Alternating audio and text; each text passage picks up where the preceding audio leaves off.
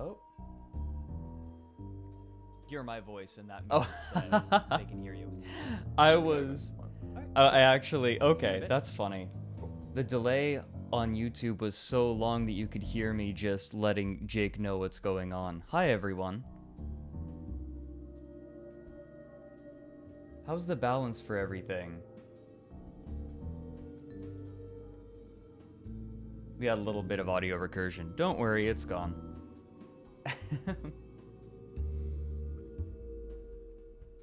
Perfect. Looks like everything's okay. Oh, I should probably shout this out on my Twitter, shouldn't I?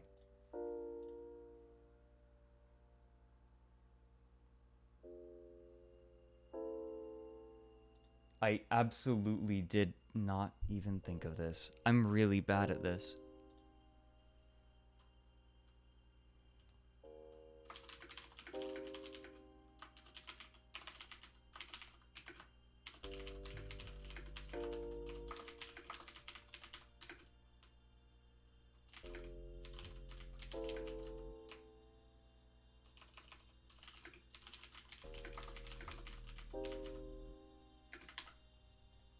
There we go. That would probably be wise. Wise. Blech. Yeah, no, this, funny enough, this is a gaming keyboard technically, but I got it for typing back in college because I was doing so much typing that it's one of those things where you use a tool so much, it may as well be a good one, right? That's sort of just how I live life. It's like, if I use something a lot, then I'll invest in it. If I don't use it a lot, or it's not important, eh.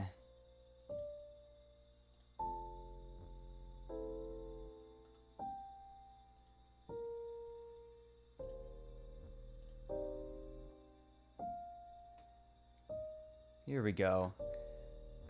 So here's how this is going to work. If you guys want to... Let's see here. Actually, give me just a moment.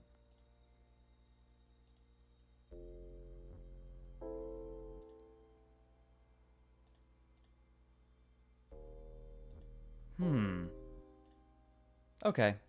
I don't stream very much on YouTube, obviously, but we're just gonna roll with it. Yes, this music, so the music that's going to be playing during all of this is made by Ryan Probert, who is the regular composer for Down the Rabbit Hole. He's the person who makes all the music that you hear for Down the Rabbit Hole. And yeah, I am quite comfy. I've got my tea. This is an oolong. I really like oolongs and whites and greens, but today I'm doing an oolong because I feel like it suits Jake really well. No, this is like this is traditional Austrian clothing. It's, I think, 80% wool. It was a gift. And these buttons are deer antler, or bleh, deer don't have antlers. Buck antler.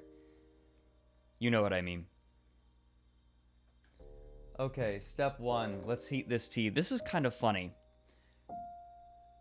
This tea it's an oolong, but it's an absolute bitch to brew. Because to get the really good flavors out of it, you kind of have to get some of the bitterness too. Oh, yeah, I do, I kind of drink pu'er. I'm not super into it. I have one pu'er that I still need to get into.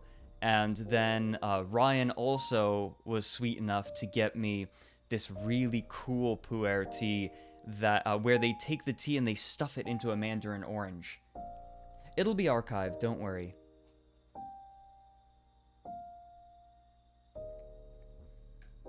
Okay. I'm still actually kind of figuring out how to steep this tea. So I'm just gonna take... So, okay. There's a story behind this. This is obviously the teapot that was used in the preview image, but I'm not going to be using it, and I'll explain why in a minute. So step one, this little thing here, by the way, if anyone's interested in getting into tea, these things right here, this makes half a cup of tea at a time. This is like a tea tasting kit, and they're literally $12. They're really cheap. Oh yeah, and I know everyone's probably wondering when the next Down the Rabbit Hole is coming out, so I'll just address that now. The narration's recorded, and I'm already partway through cutting all of the narration together and sending that off to Ryan so he can make the music, and he is blazing fast with that stuff. So the video's in the final stages of production. It's not going to take terribly long to make. Yeah, I like this, my Betty Crocker teaspoon measure. But yeah, don't worry, the new Down the Rabbit Hole is coming out really soon. So this is kind of funny. There's a story. I went down a little bit of a rabbit hole last night because I set up this stream about 14 hours ago, and I decided, you know what, I'll hang out and chat and talk with people a little bit. And then someone asked, hey, is that a Yixing pot? I think that's how you pronounce it. Is that a Yixing pot? And I said, I think so. And like, I got it from Ryan, my composer. He got it for me. It was really sweet. And he let me know, hey, just by the way, there are toxins. Like, it was just discovered in the last few days that there are really bad toxins in Yixing pots from this certain time period. It's like a 25-year period. So I decided to look into this a little bit more. And I look it up. It turns out the compound is barium chloride. And barium chloride is, as far as I can tell, a paralytic. That is to say, it causes paralysis. So I'm free. It's used in rat poison. So I'm freaking out a little bit. So I go onto a tea Discord I'm a part of. And I'm like, hey guys, is that, like, I search it specifically first. To see if there's information. There's a Facebook post with a bunch of information on it, apparently, but I can't look at it because it's locked. I have to be invited to get in, so I can't find the information about, like, whether or not my teapot is toxic. So I ask, like, I just straight up ask, hey, could someone help me figure out if my teapot is toxic? And so someone takes a look at it. And, you know, I show it to him, and he says, like, there are a lot of signs that this is not actually Yixing pot, and that's not surprising. Yixing pots, for those who don't know, are they're a special kind of pot that's porous, so that the more you use it, the more flavor gets absorbed into the tea, and then the flavor of the clay gets absorbed into the tea, and it affects the flavor in a really positive way. They're quite expensive, usually. But he takes a look at it, and he's like, there are a lot of signs of, like, mass manufacturing, and it's probably fake. And that's just how it goes. There are more fake Yixing pots than there are real pots. But now, so on one hand, it's like, okay, well, I'm probably not going to get barium chloride poisoning. But now there's another problem. Whatever this clay is was probably dyed to look like this. So now there's the question of what kind of... Okay. Hello?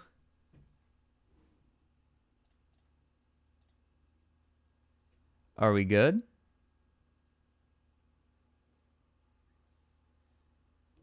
Okay.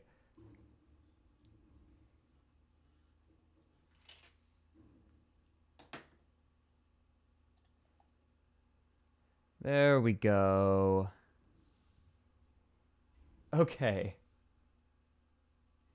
We're back.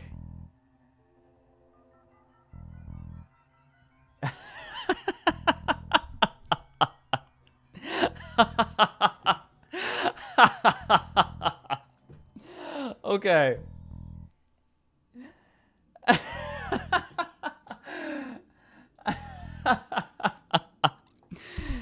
Here's what happened.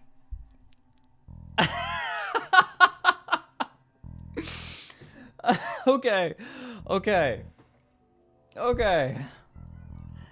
So,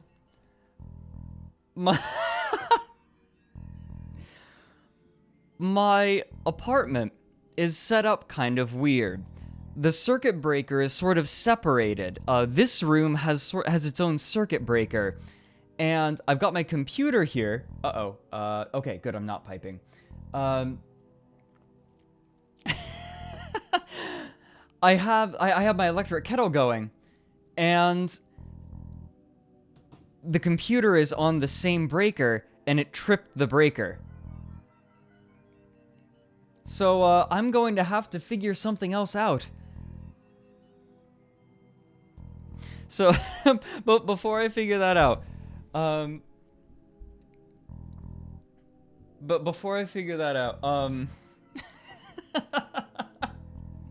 was not expecting that. Just all of a sudden my monitors go off. What's funny is that my tower is connected to a different, you can't see my hand motion. My tower is connected to a different breaker.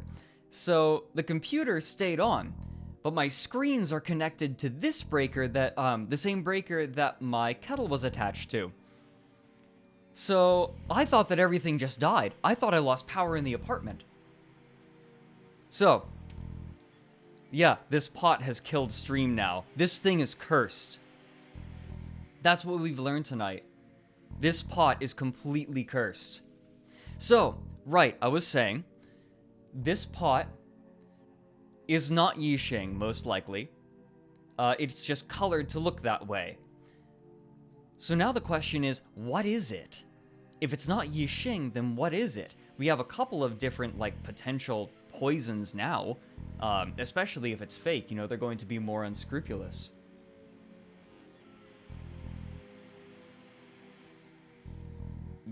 So actually, and then this is a whole other part of this story. So I go onto this tea Discord, right? And now everyone's curious. What is this pot made out of? So someone remembered, like, when I introduced myself to the tea Discord, I mentioned, like, the general area that I live. And he's like, hey, wait a minute. I know someone who could do a chemical analysis on it. And so when the quarantine's over and, you know, things have died down, I'm going to go out to this chemical laboratory and figure out what this pot is made out of and if I poisoned myself or not. Because I've used this a little bit.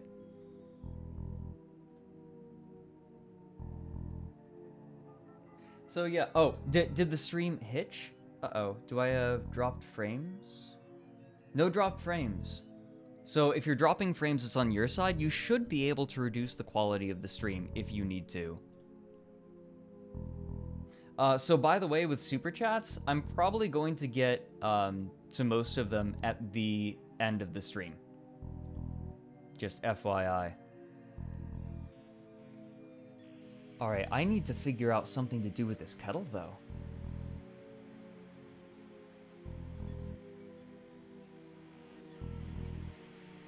Okay, we're good. Let's see. Give me just a moment.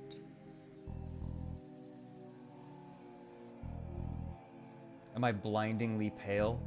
Oh. Hold on a moment.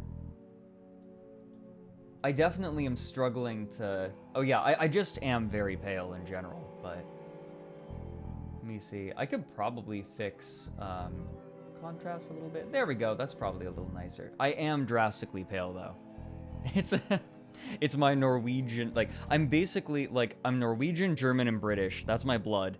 And so, like, just the whitest people you can think of mashed together. Cubone, I've done face reveals. Go to one of my mistakes videos. My face is not a secret. Okay. What are we going to do with the kettle? Am I just going to have to get up? Wait a minute. No, dang. I was thinking, do I have an extension cord? I don't think I have an extension cord. So... Yeah, so I'm not going to use this teapot, but I am going to leave it here because it's pretty. There's also a story behind the hurdy-gurdy, interestingly enough. Here's what I'm going to do. What am I going to... Oh, wait a minute. Okay. I think I've got this heater is also... I have a space heater for my little office area here. I am going to unplug this space heater and hopefully it won't, like, hopefully I can do this again and things won't break. Okay, give me just a second. Fingers crossed. Scoot. Okay. Turn this off. Aha, okay, it affected the lights. Yeah, no. Okay, we're improvising.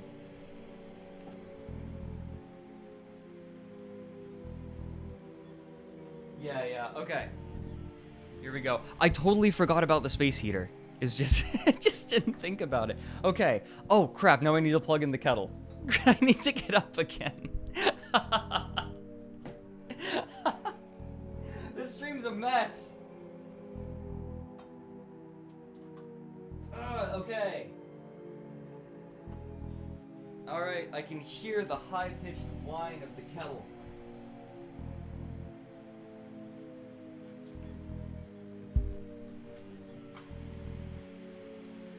Why would you play League of Legends? Why would anyone ever play League of Legends? Alright. I'm really scared to turn this thing back on now. The stream will stay up, I think. But... Oh, this isn't a cardigan, funny enough. This, I don't, not really. It's, I forget what it's called. It's a traditional kind of Austrian clothing. Let's see. The curse of being the Wonder Bread of Europe. Alright, here we go. Fingers crossed.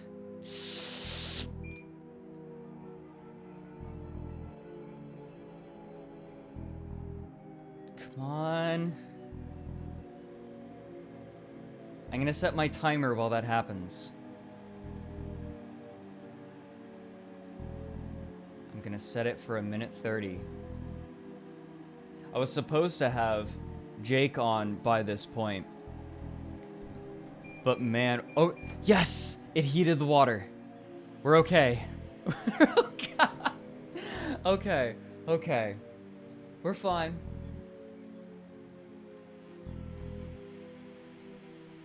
Have I considered doing voice acting?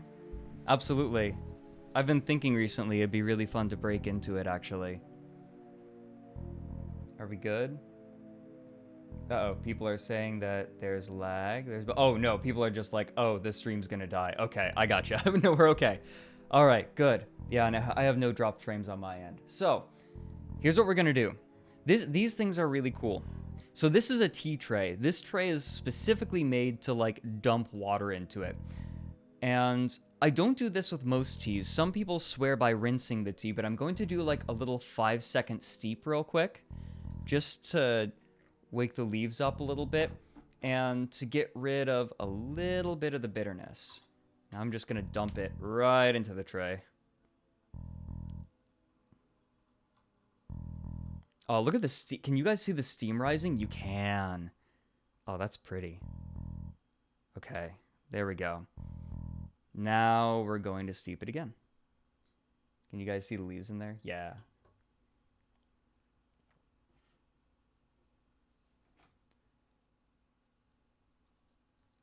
All right, I've got my timer going. This little thing is so cheap, but it's so useful.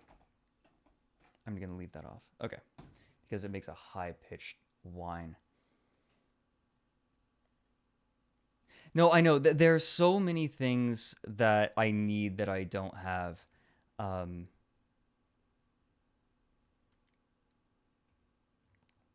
What I really need is like a gong fu cup. Oh, what's it called? Yeah, this is how you know I'm a fake tea drinker. Show us your face without using deep fakes, reptilian. Thank you, Cubone. I like my reptilian features. Oh, crap. I just started a million conspiracy theories about me. Oh, the reason the water heated up so quickly was because it was already warm. Like, it had gone part way to heating up, and then the circuit breaker tripped. Gaiwan, thank you. Yes. What I really need is a Gaiwan. Let's get Jake in here. Yeah, the teapot's toxic. Maybe. I don't know. That's the problem. That's what we're trying to figure out. Let's... Alright, whoops. I probably steeped this tea for too long. Oh, boy. And the leaves are getting in the way. I can hear the timer going.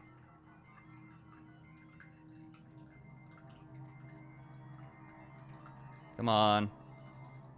There we go. That'll do. I was doing it Guy Wan style there for a minute. I'm going to be drinking leaves. Whatever. Doesn't matter. No, I wish my water kettle was that fast, right? Everyone does. Yeah, you don't really need a lot of, like, tea equipment. You just need stuff that works. That's why it's like, this thing is getting me by. Ooh, oh, look at that steam.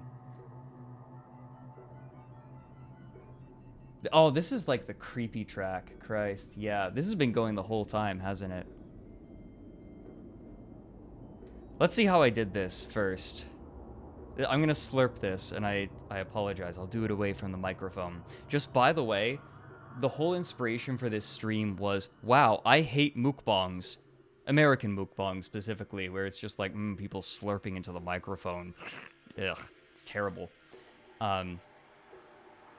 And then I was like, you know what? I'm gonna do one for tea, and it's not gonna be disgusting. That's just my opinion. If you like mukbangs, you know, more power to you. That's fine. But man, I just really don't like it. And yeah, I'm using Down the Rabbit Hole music for this. It's on random. Let's skip this one and find one that's a little less creepy. Nope, this one's creepy again. Did I have it on shuffle? No, I didn't have it on shuffle anymore. That's why it was creepy. This is the Temple OS music. Okay, it's on shuffle now.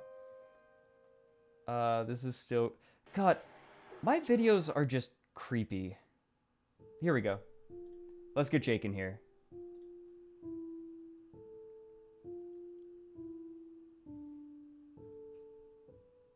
This tea's gonna be so bitter. I guarantee it. Hey, Jake. Can you hear me okay?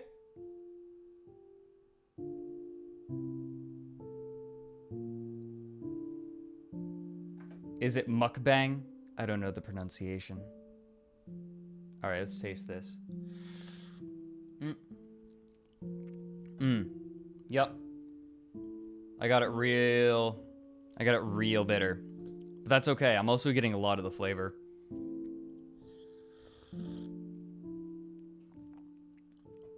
This tea is so flavor. Hey, I can hear you. You hear me? Okay, good.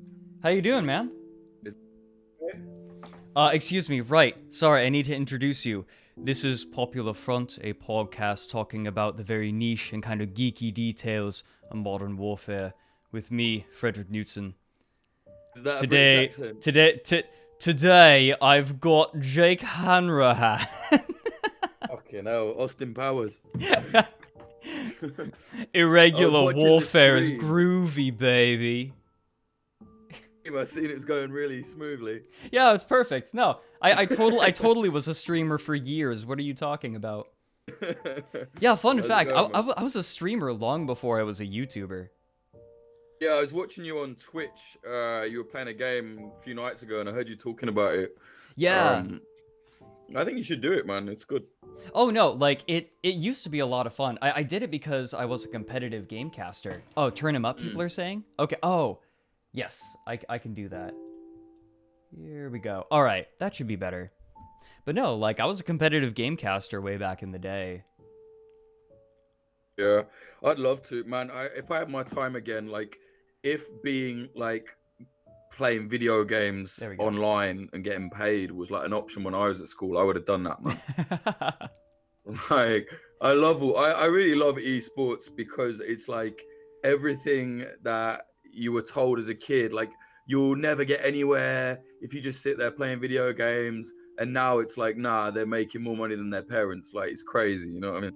Right. It's kind of like the best middle finger possible to the to our parents, like, right? Pretty chill, like not even like very offensive, like you're not going out doing drugs or anything. You just like, right. I just want to be at home. Like. Right, yeah. It's like the kids are often like there's a certain level of decorum expected from esports players as well.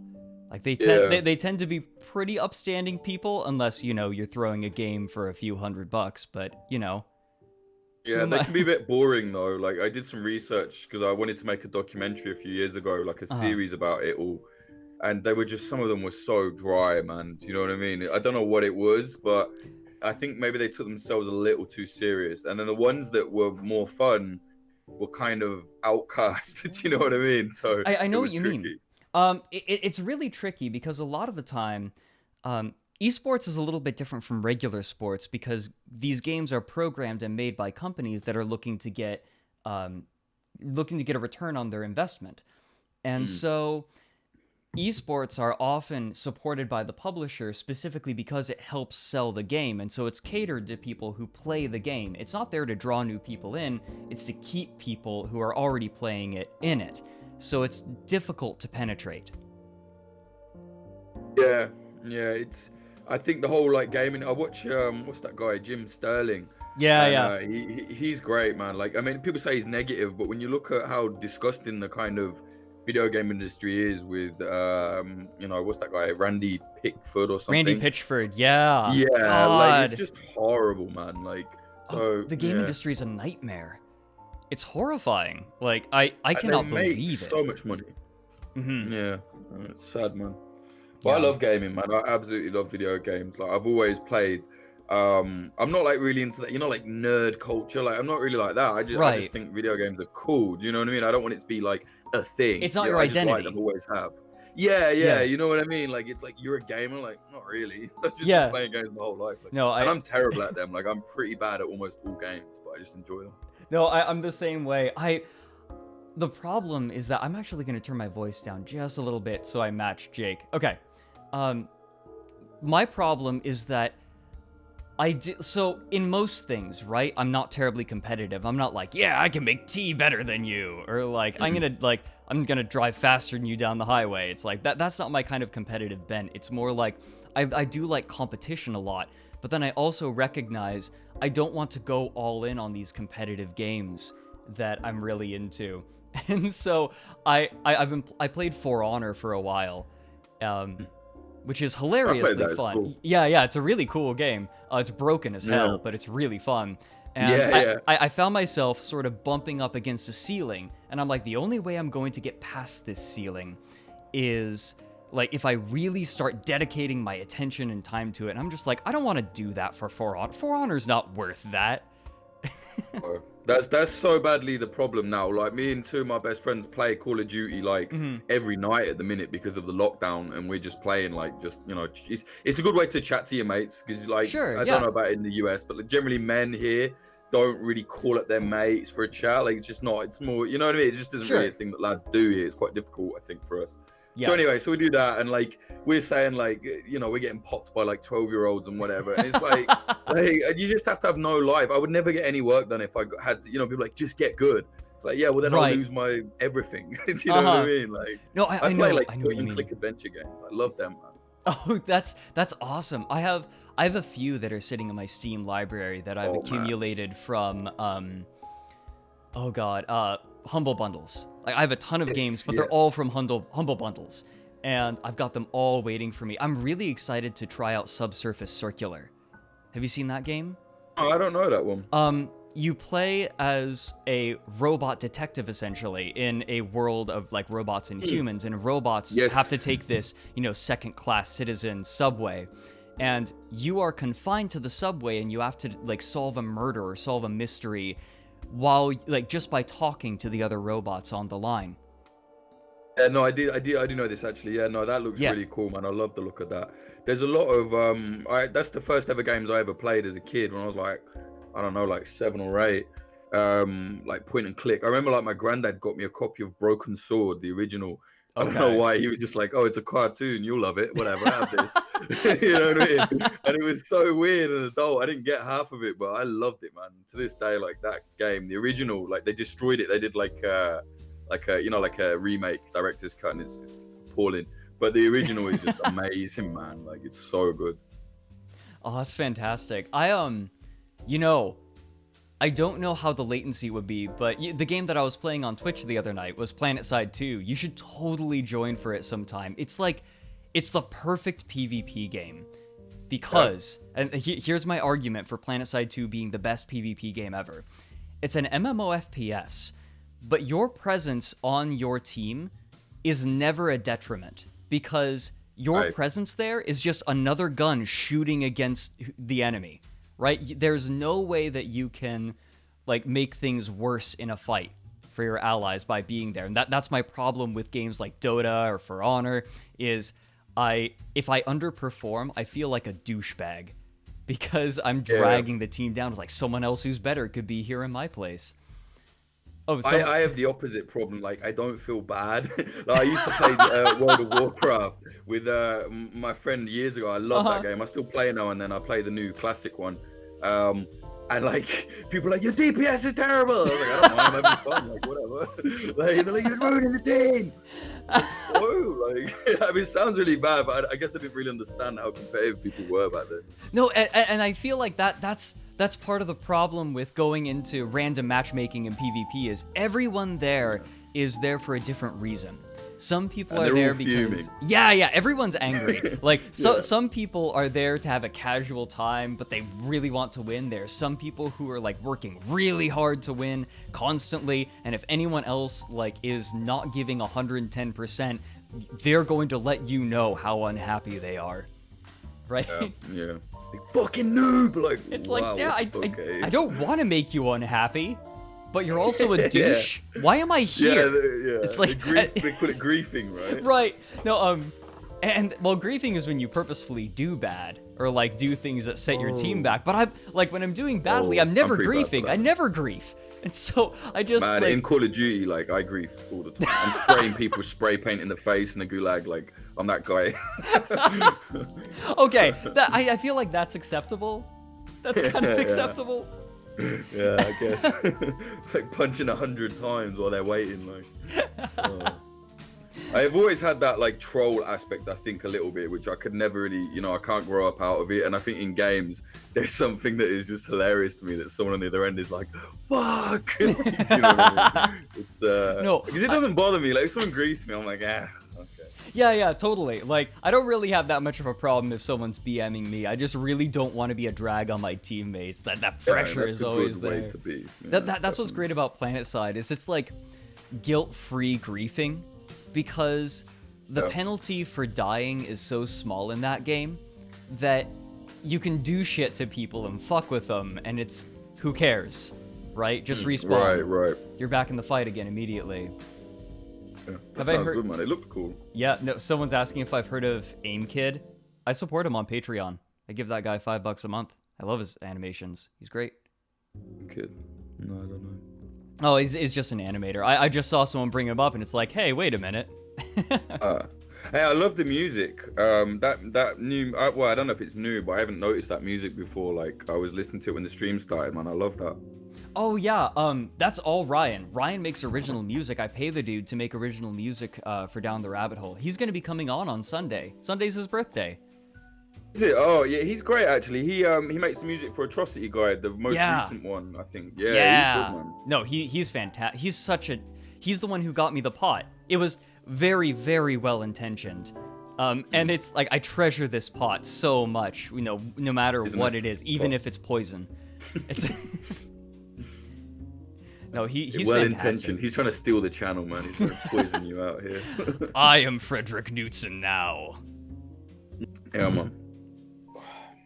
Now God, I've been especially getting into your podcast. Like we've been talking, like we've been bullshitting, but I totally want to like, I want to signal boost you a little bit because Popular Front is like, it's some of the best news that you're going to get. And I know that you're not like, a breaking news channel, but like if I want to know what's going on in the world, Popular Front's kind of the best way to learn about it because you're not bought by anyone. You don't have an angle. You're just, here's what's happening. Yeah, man. Thank you very much. I mean, it's really blown up. It's 2 years old now, and it's just like, I mean, I started it off as a side project. And within like 6 months, it was like, oh wow, like we can just do this. So it's been great. Problem is right now I'm banned on Twitter, so I can't really direct anyone to that. But like, Right. yeah, like Fucking bullshit. popularfront.co is the best place to go. But yeah, man, it's thing is we never meant to start as like we always like I never had this idea of like we won't do news, like we'll never be first, we'll just be better. Right. But then I realized a lot of people just started calling us like, oh, this is the best news, and I realized like I guess like people in a good way, they don't, not everyone is obsessed with breaking news. People actually want more in depth. I do. Yeah, and yeah, right. A lot of people do, man. And the problem is, in like I've been doing a lot of for years I was at Vice, and I did stuff with BBC and all these places. Right. And commissioners there will tell you, oh, people don't want detail, they want it now, they want it quick, and it's just not true. I knew it wasn't true then, and and I think the Popular Front has proved that the people do want in depth, they want a lot, so it's Absolutely. been fun, man. It's fantastic. And we seem to cross over, like someone messaged me today on the Popular Front Instagram and was like, hey, like I saw you're gonna be on Fred's channel, that's so cool. I was like, yeah, man, that's my boy. Like, you like Popular Front? They're like, yeah. And it's like it's basically, I always say it's like weirdos recognize weirdos, you know what I mean? And I've always tried to keep that misfit aspect, within Popular Front. And I think, like our audience is, we got goth kids, we got like preppers, we got like anarchists, we got everyone there, Right, like, the vaporwave aesthetic is universal. Vaporwave, yeah, exactly, man, yeah. Everyone's like, this is so original. I was like, well, I mean, I just employed something that is cool. And, and we're very much kind of like anti-corporate, we don't have any adverts from corporate media or corporate companies, which sometimes I regret because the podcast is big now, like we're making way more money. But I think that's a lot of what brings people towards it. They know that, if something goes wrong, it's my fault, which is good, rather than like, oh, we've been bought or whatever, which is just, you lose trust that way. Right. It's your name that's out there, so if something goes wrong, like, at least you're the master of your own fate, right? Exactly. I like that. I like the pressure of it has to be this way, because then it's like, well, I can't slack off and there's no days off, because otherwise it's me that's fucked it up. You know what I mean? And that's kind of good for me. That's something that's been kind of scary for me. I remember the first person that I started collaborating with, like, in a true way, because I have Ark Axon, who does my graphic design, but I'm just sort of like, I'm contracting him out, and it's not a huge amount of work, right? But Ryan is like there on the cutting room floor. He's there for like a lot of the process, and having someone who like is more of a collaborator, I realized is really scary, because suddenly I have some sort of reliance on someone else, and I've had to overcome that, and it's been difficult, but he's been so persistent and so like positive and so supportive that like it's taken time, but working with him has definitely grown on me over time. Yeah, and he's great. Like, and you can tell it's working. Do you know what I mean? When I've watched all of your videos, like, and you can tell it's working. Like, but I'm struggling with that myself. Like Popular Front is, I'd say like 90% me, and there's like other people that help out like here and there. And we, like you said, like I do what you do. Like we give them a bit of money for this, and I try and like when we started, there was a lot of voluntary stuff because we had no money, and people people knew that. But now we're making a bit of money. Like I want everyone to eat. You know what I mean? Right. So yeah. That is hard, because then you're like, right, now everyone's getting paid if we're doing something. But then sometimes it's like that thing of like, you've paid this person to do this, so you trust them and they're good. But then I'm trying to tell myself, just let go of that. Stop it. Stop trying to micromanage everything. You know what I mean? Just let it. And I like collaboration. When I worked at Vice News, my favorite thing was the collaboration with the team. Right. But it's hard, man. It's hard to let go of your little baby, isn't it? Yeah, it's different when it's like your name on the top.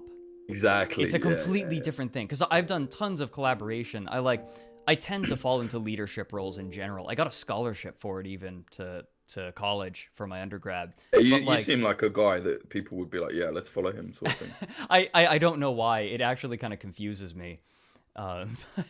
Because you seem calm and like, but not like useless. Like some people that are calm I don't mean to be rude, but you know, some people you're just like, oh, that guy's just gonna fall apart at the first sign of trouble. I know what you mean. But then you know what I mean. But then some people are calm, and you know that like it's gonna be good when there's trouble because they will be calm rather than kicking off. You know what I mean?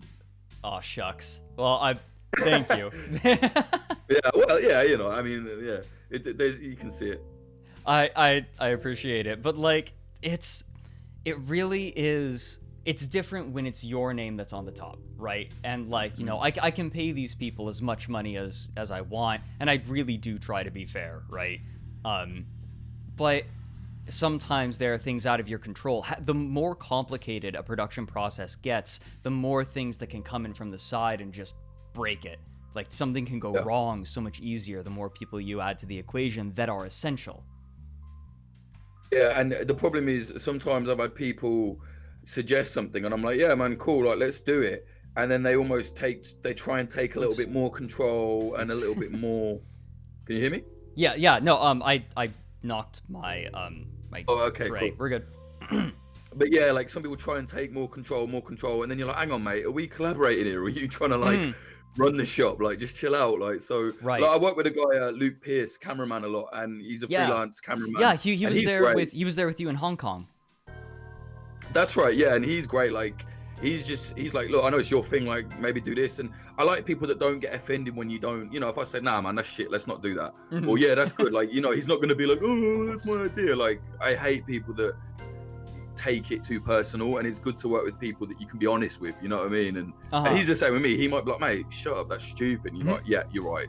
I think it's good to be able to be told you're an idiot, you're stupid, whatever. You should all be honest with each other, especially when you're doing journalism like I am. Like, that was one of my biggest problems with Vice News, was in the office, people were like, you need to stop kicking off, or not kicking off, but like, you need to be quiet, you can't say that because that's management.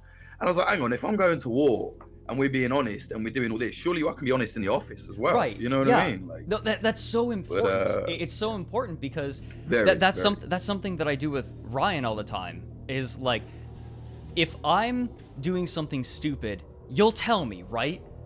Like, exactly, please, like I get a lot of people. There are a few people that I always go to look at my scripts, right? And I tell them up front, like, if something isn't working, don't worry about hurting my feelings. I'd rather you call it out now than have hundreds of people call it out in the comments later, right? Exactly. I'd rather it be fixed right now. Well. Yeah. I'm like, well, I mean, I have such an artistic background that I'm used to getting criticism, and it's not uncomfortable for me anymore. Yeah, man. I think just the way my family are, they're quite kind of always been a bit brash. You know what I mean? Certainly my granddad. Like, my granddad's great. He's the kind of guy that will never have, like, you know, straight away if you've done something wrong. There's no like, you know what I mean? You don't go in the house and he's quiet. He's telling you, hey, get here. What the hell have you done? You know what I mean? There's no wondering. And I like that. I like, hey, let's cut to this. Let's get it done. Argue, get it done. And a lot of people think I'm, you know, a lot of people don't like me, and I understand, like, he's arrogant, he's this, I'm like, nah, man, I just want to be like upfront. If someone's doing something shit, then you should say, hey, stop that. That's not right. You shouldn't do that. I just feel like that's okay. And then some people say like, oh yeah, when you get criticism, you just like tell people to fuck off. It's like, firstly, when you're trying to write an essay in my Instagram comment, like, just get out. Like, and secondly, like, it's okay to give criticism, but if it's stupid, I'm gonna be like, well, no, I'm not taking that on board. You know what I mean? Like, we get a lot of hardcore communists that don't like Popular Front because they will say, well, hey, you should do this, and then I'm like, no, I shouldn't. And then they cannot accept that you don't, you know, there's such a high opinion of themselves that it's like, well, I've suggested something. Well, yeah, it's stupid. Oh, how dare you? You know, it's like, what? I don't have to do what you say. Like, what's wrong with you? Why are you like, you know what I mean? It's kind of weird, right? It's like some people, when they start giving criticism, suddenly it becomes their project too, and it becomes difficult. It becomes difficult for them to let go of it as soon as they've latched onto it. Yeah, and it's like, look, like, if I might say something to someone like, mate, that looks terrible, and they might say, no, I think it's fine. Like, whatever, that doesn't mean anything. Like, I'm not gonna cry. Like, I'm gonna say, okay, fine. Like, and then I might be wrong. Like, I really think people need to be way more honest with each other, like, and not be offended by it, because it's fun to like get better at stuff. I made so many stupid decisions in my career, and you know, the things that have always turned it around is people being upfront with me and even being harsh to a degree and being like, hey, you fucking idiot, like, and it's like, yes, got it, you know, like, you're right, you know, as long as that's from someone you respect, I think, you know, Right, a lot yeah. of Like haters if will it's say, if it's just you know, some random douchebag who's like, "Hey, fuck you, you're doing this wrong." It's like, yeah, I I'll get that probably ignore literally it. every day. Yeah. Every day of the week I get that. Yeah, like a message, I hate you, hope you die, you're a piece of shit. You know, like that, it just that rolls off, you know, it's Oh, like water. oh my God. No, I think I showed you in particular my favorite comment that I've ever gotten, right? Oh, I With, love this. Yeah. yeah. How can you You have are the a balls to ghoul. juge? Yeah, what is the fuck? You are a ghoul. That's It's so good. it's so You need that on a fucking... t-shirt. The best comment about that comment is it's a bit longer and they're literally so taken aback. They're like, you are so so ugly. Like ugly. Yeah, it's like, oh shit. But first of all, you're not an ugly guy. Like, and secondly, like really? it's like, You're I'm that angry okay. about it? What the fuck? Ghoul. Oh, it's great, man. I got Yeah. I get quite a bit of that. the best part about that comment is it's edited. It has that little note edited. So they came He back went to back, it. changed Oh, it. What man. did he change? Well, you know, he did it, went to make tea or something, and just was like, oh, like a shudder, like, oh, I must go back and tell him more about how ugly he Yeah, is. Like, did he just add more? I really find things like that very funny, though. You know, like people say to me, "How do you handle these comments?" On, and I say, by the way, I say, the Popular Front Instagram by far has the worst comment section on the whole of Instagram. I think we have that. I think so. Instagram already seems like such a toxic and gross Such place. a cesspit, yeah. But we don't edit anything, so I refuse to like. We get fascists in there, hardcore communists. We got like Trump guys, this, and I just don't edit it. I won't delete anything, like unless it's like calling for violence, because that's like no, I'm not having that. You know, that's like racial or that's no, but because that is. We say, well, it's free speech. No, it's not free speech. You're trying to destroy someone's free speech by killing them. Like, sorry. Right. It's yeah, but so we don't censor it apart from that, and it's really fun. Like, it's so fascinating to see. You know what I mean? And people get so angry. And I really laugh at it. Like, I find it so funny how angry, and to me, it's quite fascinating. I don't take offense to it. I think it's almost a nice thing to see in a way, because it's like I don't want anyone to feel like. Look, I think when you think you're above criticism or above being called a piece of shit, you've got a problem. Like, no one is above that. The internet, I prefer the internet when it was the Wild West. I really came up on the internet as a kid, and I almost, for me, it's like a touch of that still. I got some of the insults are amazing. Like it's just amazing. I love it. It's definitely something that I had to conquer. I didn't grow up on the internet as much as you did, I think. I wasn't there for like the early forums. I was all over it. I was scared to be on Neopets, you know what I mean? Like the internet was kind of made into a boogeyman when I was there. Yeah, I built a my granddad got the internet. He's like an old guy, obviously, but he's just always been like, we have to do this. This is a new thing. Like, we need to learn this. He's very cool. Right. And he gave me this programming book. And when I was like 10, I made a HTML fan page for Final Fantasy VII. Like, that's how involved I was. It was ridiculous. That's oh man. I kind of regret that I missed out on that, because like back then the closest I got was using a MySpace profile page generator. Although I did take an HTML and CSS class in high school, but that's like everything that I've got.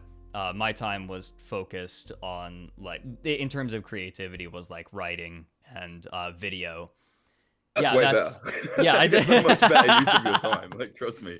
No, like the skills that I used for Down the Rabbit Hole started in like middle school, elementary school. Actually, come to think of it, because that's when I was doing what's theater. That elementary? First to fifth grade. Oh, right, we call that primary school. Yeah, so you're a kid, like you're a little kid. Yeah. Yeah. No, I did yeah, theater. Same man. Actually, I started editing theater. Yeah, no, I was editing skate videos. Like me and my friends would make like shitty skate videos, and I used to edit them when I was like 11, maybe 12. We used to edit them on like Windows Movie Maker, and then I saw CKY and Jackass, and like that was, for me, was just like, to be honest, the early CKY, like a part of that aesthetic I still use in Popular Front. Like, you might notice it now and then, like, because I've always held on to that. I just thought the way they did that was raw and cool, you know what I mean? And When I watch it now as an adult, I'm like, really? They were doing this at like 30? but the way they, you know what I mean? The way they presented it was very cool. Like, I loved all that, man. Yeah, there was no templates back then, you know? Right. I was kind of on the opposite end of that because I definitely had a more almost traditionalist upbringing with art. I watched a lot of Nova, lots of PBS. That's the public broadcasting station.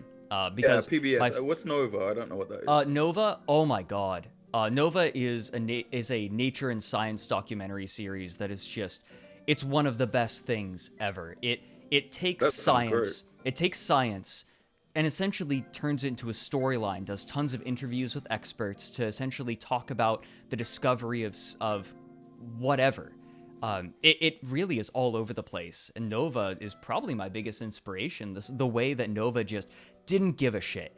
Like, if the producers found something interesting, they covered it. It's so cool. Right. And you can find it all online, I think. That should be the only remit. Like I always say, that is it interesting? Yes, that's it. Right. You know, that's constantly. I was battling edit producers when I was like, you know, freelancing and didn't have my own thing, and just constantly they're like, yeah, but what's the connection to X? You know what I mean? I'm like, mate, there is none. People, who cares? People will watch whatever is interesting. That is it. And unfortunately, a lot of the mainstream media think that people are stupid. They actually do, even though they pretend that they care about the working man, and they actually think they're stupid. And they're like, no, people need it to have this hook. And I'm like, no, mate, they don't. People, like Netflix has proven, people will watch 12 hours of something if it's interesting. No, I mean, like, I when I was starting out, I definitely was afraid that people wouldn't watch anything past 30 minutes maximum. And then, you know, my Wings of Redemption video is my best performing video on my channel, and it's 2 hours long.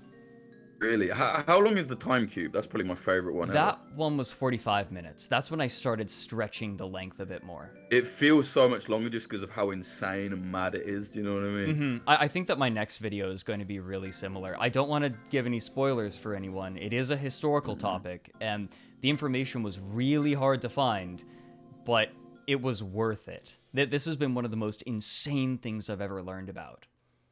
I know what it is, man. And like when you said about it to me, I had a little look and I was like, oh man, like proper can't wait for it. Do you know what I mean?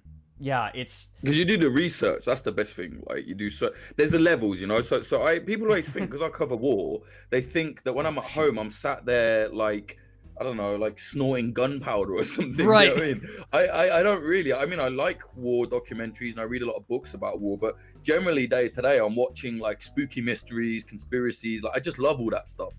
Not that I believe in it, but it just fascinates me. You know, that kind of weird side of the world. Yeah. And like that has always interested me. So, you know, I think there's a level to it. So with the YouTube, I watch a lot of them, and sometimes it's top 5 this, and it's like, all right, I'll take that for while I'm eating lunch.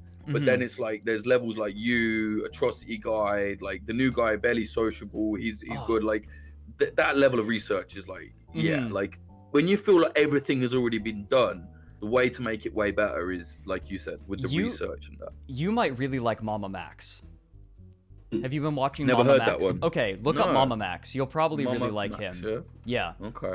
If you're liking Barely Sociable and Atrocity Guide. Atrocity Guide is amazing, by the way. I've been hanging out with her quite a bit, and she's fantastic. Yeah, I spoke to her a little bit. She's great. No, yeah. she's like, great. when I first saw that, I was like, firstly the name, I was like, wow, that's great, like Atrocity Guide. And then like watching the videos, just like, how have I never, like I'm talking like I'm 30, I'm about 20 years deep in like internet stuff. Do you know what I mean? And still she'll do things, and you as well. Like, and I'm like, how do I never know about this? Like, I thought I knew about everything. Do you know what I mean? Yeah, like, no, there's always something new to pick at, right? Yeah, exactly. Even if someone knows a bit about the story, there's so much more. It's I love Atrocity Guide because, so just by the way, you guys out there, the best way to make it big on YouTube, you ready for this? Here's the formula. Find something that you want to see and isn't being made yet. Because like that's what happened with Down the Rabbit Hole. I wanted content like this and nobody was making it, and I was like, I bet there's a niche for this. So I realized I had the confluence of skills necessary to make something mildly watchable. so I just made it. And now, like, I love Atrocity Guy because now I get to watch someone else doing it for me, right? Like, I get to enjoy it now. Like, I get to make it still. I'm not gonna stop making Down the Rabbit Hole. I love my job, but like now I also get to enjoy this style of video on YouTube. It's amazing, man. It's like the thing I love, even though YouTube is, you know, I mean, I won't go into it, but it's a very difficult platform. You know, my whole channel has been demonetized. We're buried in all the algorithms. You know, It's a nightmare, yeah. we don't show up anywhere. You know, because we're not a big corporation. It's a problem. But the best thing about it is though that like there is this whole like the way you watch YouTube. So when you do these long things, it's completely, if it's good, it's limitless. Do you know what I mean? There's no like, well, it has to be with this, it has to get an ad break, it has to da da da da. Like, so I think that kind of organic creativity is still there, even though YouTube are doing their best to destroy it, but it is still there. Do you know what I mean? Mm-hmm. It's, and to kind of go back to what you were saying before, it's like they're saying, oh, we have to, like, they think that people are stupid. And it's like, well, you're kind of right. Some people are stupid, but that doesn't mean that I have to make content for them. There are plenty of people who are willing to, you know, be there for more complicated topics about things that they don't know about, because you just have to choose your audience. Like I don't want to make bottom of the barrel, you know, guy getting hit in the nuts with a football. Was it man getting hit by football? Yeah. Like hit that would be very weird. I don't have to make that kind of content because there is an audience outside of that. Yeah. But there's also like the thing where guy getting hit by a football or whatever, like I might watch something like that, and then it's depending what mood you're in. Some people think that like because you watch stupid stuff, right? Obviously, I'm know? being really like very generalizing here. No, Yeah. I know what you mean though. Like Okay. you're right, but like there's also like again with like producers and people, they think like, well, they just watch that, and it's like, well, maybe give them something else. They might like it. You'd be amazed where, you know what I mean. I've learned with Popular Front, like the people that are engaged with us, I'm like, really, you like this? And people are like, yeah. It's just like I just didn't like the way X did it, and I like this way. You know what I mean? Mm-hmm. Like I have a big focus on, you know, the kind of catchphrase or strapline, whatever you want to call it, is like no frills, no elitism. And like by that I mean like no frills is like we're not dressing it up in any way. It's just this is what it is. If you don't like it, sorry, but that's how it is. And no elitism is because within conflict journalism, you know, my industry, there's a hell of a lot of elitism. You know, it's a lot of journalists make journalism for other journalists, and that's very boring. You know, so we want to get away from that. You know? Yeah, it kind of becomes a circle jerk after a while. Absolutely, that's exactly it. I feel like the best media, no matter what kind of media it is made for an audience. And like that's just the way that I like to create. And there certainly is something to be said for art that is made to progress art, like in general, that references other art. But I feel like you can do that while still making something that can be consumed by an audience. That's not like completely inconsumable and undigestible. That's kind of like my goal with Down the Rabbit Hole. It's like these are very complicated and obscure and strange topics, but I can overcome that with my craft. Exactly. Yeah, like it's like I always think of it like this. Yeah, you know, if you're like making you'd like pottery. Yeah, you like throw on a huge slab of clay. Well, you got to get from that big mound of clay to the pot. You know what I'm saying? Yes. It's still the same clay, but someone needs to be able to see that it's a pot at the end. You know what I mean? Mm-hmm. That's probably a stupid way of putting it, but that's how I see it as well, man. It's like this is very complicated. You don't have to water it down. The opposite needs to happen. You actually, I think, have to explain the details and the nuance. That makes it more understandable. Not watering it down, because then it's just, what's the point in it? You know? Yeah, that's and certainly like. Go ahead. Sorry, go ahead. Well, I was gonna say certainly what you said about art, like it does need to be for an audience, because otherwise you just up your own ass. Yeah, so, like you know, like J.D. Salinger, like he wrote a lot of books that he was like, no one's gonna read these. Right. Well, what's the fucking point? Like, you idiot. Like that to me is really, you really like love yourself when you think you're doing it. My grandma says like if he was made of chocolate, he'd eat himself. You know, like about people that like really like are up their own ass, and that is a real boring. That's not fun anymore. Well, yeah, my high school English teacher had a phrase for this, and he called it mental masturbation. Yeah, that's It's like brilliant. it's Exactly. perfect. It describes it so well. And I feel like I do stuff where oh, go ahead. I think, do you know what? I think I've got a slight delay on here, man. I'm Oh, not yeah, normally no, one it's- for talking over people. Sorry. No, there's a delay. It's just the internet. I'm Like, annoying that's myself. That's just how the internet Right, goes. right. It's just you gotta put up with it. But So if I'm talking over I you, find I'm myself. sorry. Yeah, it's fine, man. I find myself like I'll edit something, and then I'll show my mate. Like my best mate Phil is like he will tear me to pieces for something, and he's like, "Why have you done that? Like that is so embarrassing." And it's like sometimes I'm like, I know it is, but it's kind of funny. Like there's a bit in my recent Hong Kong doc where I'm like jumping over this barrier, and it looks so stupid. I don't know. I'm keeping that in this. It's kind of funny. Like it's in the midst of chaos, but there's part of it that. And it's not for me. It's because like I don't like this idea of like, well, like rooting tooting war journalists. Like so much of what we do is so silly and just like mad and just like, oh my god, you've just got away with that skin of your teeth. So I like that roughness to it. But then other times you have to look in the mirror and go, pack it in. What are you doing? You know what I mean? Right. It's I feel like people discount how funny reality is a lot of the time. That's something that I've had to come to terms with Down the Rabbit Hole is I've in my newest video, right? It is very dire. The things that are happening are very dire, but so much of what is happening is still funny. It's like, this is so absurd. It's over the top and ridiculous. How could this even possibly happen? And I know I keep alluding to my new video. I'm so dug into it that it's like all I'm thinking about right now. Okay. But you'll see what I mean when it comes out. It's coming up really soon, guys. I promise. I'm just cutting the video together now. But and that's okay. Like, the humor can bring out the ridiculousness. I mean, my favorite movie is Brazil. It is a horrifying movie, but it's funny all the way through. Definitely, man. Definitely. There's so many moments like that at war as well that I have always just found like that is so funny that just happened. And it's actually like when you're in the midst of like very close like danger and violence, like you could get killed. Right. It's so much more funnier. Like I've met some of the most amazing funny people in them instances, because to actually be funny like naturally when there's danger all around is just, I can't even explain how nice that is. Like I love it.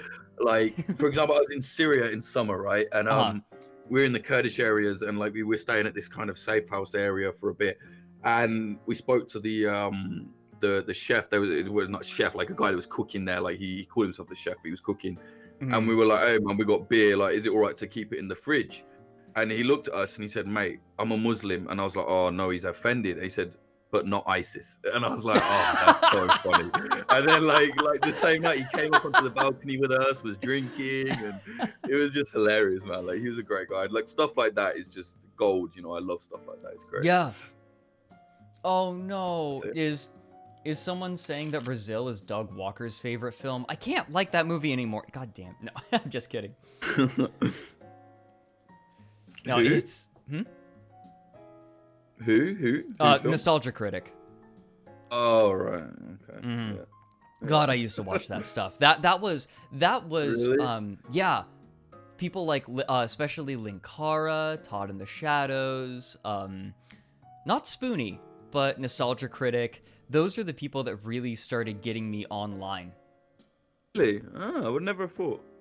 Yeah, it's surprising, right? Because it's such trash media. But I think that there yeah, was. I'm glad you said it. I know that there are a lot of people who are like, oh, it's enjoyable, and you're right, it's enjoyable. It's just not very good. That's how I feel. Just that sort of the review as content media. That's kind of how I think of it, where like the review goes beyond being a review and becomes the media itself. It becomes the entertainment.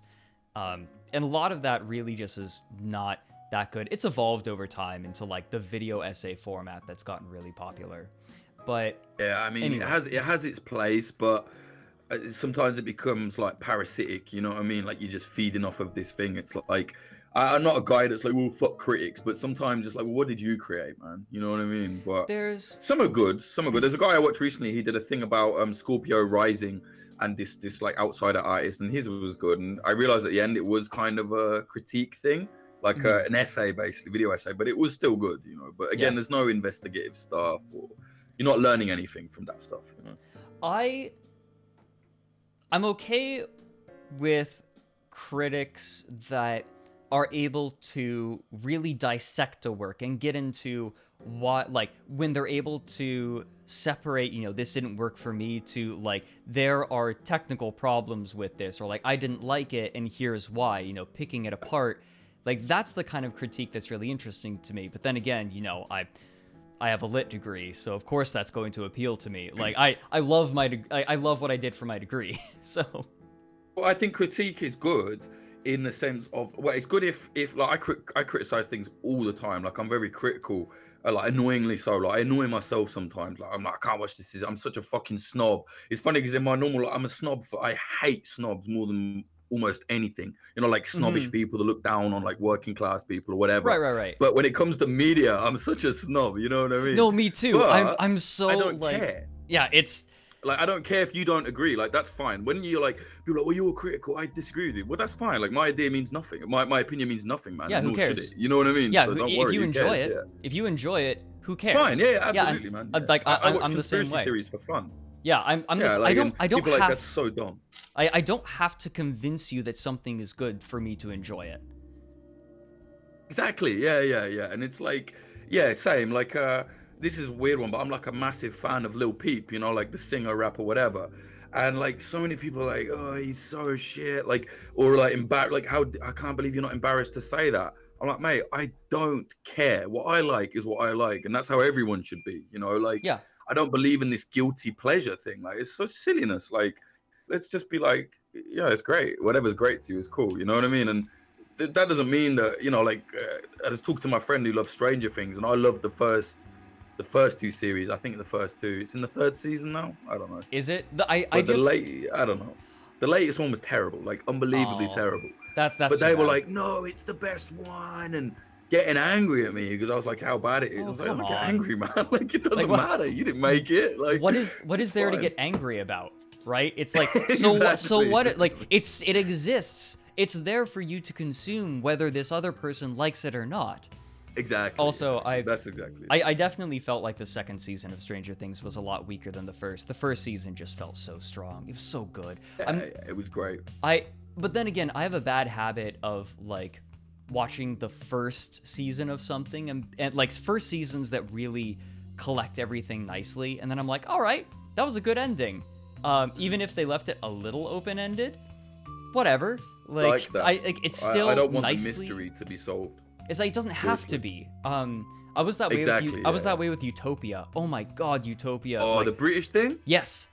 Oh man, I love that. Oh, that's fantastic. I've only ever seen the first incredible, season. Are the other seasons good? I've heard really mixed things about them. I'm such like I loved it so much that I couldn't tell if they're good or not. I just loved it. It's they might be terrible, but because I loved it so much, I was like, give me more. Just give me more of it. You know I know what you mean. I'm afraid to keep watching it. I'm afraid to watch the other seasons because the first season was just so good that like I'm satisfied and I'm like afraid to watch more. There are very few things that I feel that sacred about, but like Utopia was such a formative college experience for me. Really, in America, yeah? Yeah, I just found it out of nowhere and I'm like, wow, this is amazing. I got sucked in. And then I showed it to my roommate and I was just like, hey, let's watch the first episode. Maybe we can watch the rest sometime. Binge the whole thing. The whole first season. It's so original as well. Like, there was when I remember first seeing it and I was like, what the hell is this? You know what I mean? Like, and it's so British as well. Like, a lot of British things like that like murder mystery, conspiracy type, they just copy American stuff. Right. But the whole thing was so British, you know what I mean? And I was like, I love this. This is just all the references, like even the way they talk, like the places they go, you know, it's just very like, yeah, this is British. This feels like, not that it doesn't feel like it could happen, but it doesn't feel like foreign to here. Like, sometimes I watch things, I'm like, man, this guy's just, you know, there's a lot of like British versions of The Wire, and they're just bad. You know what I mean? And it's just like it's The Wire with a British accent. It's not good. Right. Whereas Utopia, they're trying to make a American version. I don't know if it will be any good. Yeah, Utopia, I feel like... It's Fincher, though. He's sick. I get what you're talking about now, and I feel like that identity was a really important part of it. I feel like... I'm not British, but I got the sensation that its themes were very British. Yeah, and we don't have a lot of our own stuff anymore. I mean, a lot of people probably disagree with me, but I really feel like a lot of our stuff doesn't really represent real life Britain now. We have this kind of fake commercial version of Britain, which we kind of export to the world, which we always kind of have, but right. You know, we had a lot of films like Dead Man's Shoes and This Is England, and you know, for me, it's like that's very British. You know what I mean? And it's not trying to be anything else. It's not trying to hide anything either. You know what I mean? So unfortunately, I love Britain. I'm not one of these. You know, I don't love the government, and I certainly don't love the state by any means. But I love our people, and I don't love the history either. You know what I mean? I'm Irish, but you know what I'm saying. But I do love Britain. You know, and I love our people and that. And it's and to me, like, I don't feel like a lot of the art or whatever you want to call it, media coming out of here, it just feels like that's kind of Britain, but it's got a bit of a, you know what I mean, it's not quite right, you know. It's art that doesn't reflect life, and art that doesn't reflect life is uncanny intrinsically. It feels weird. It feels it's neither here nor there, you know what I mean? Right. It's who is it representing at that point?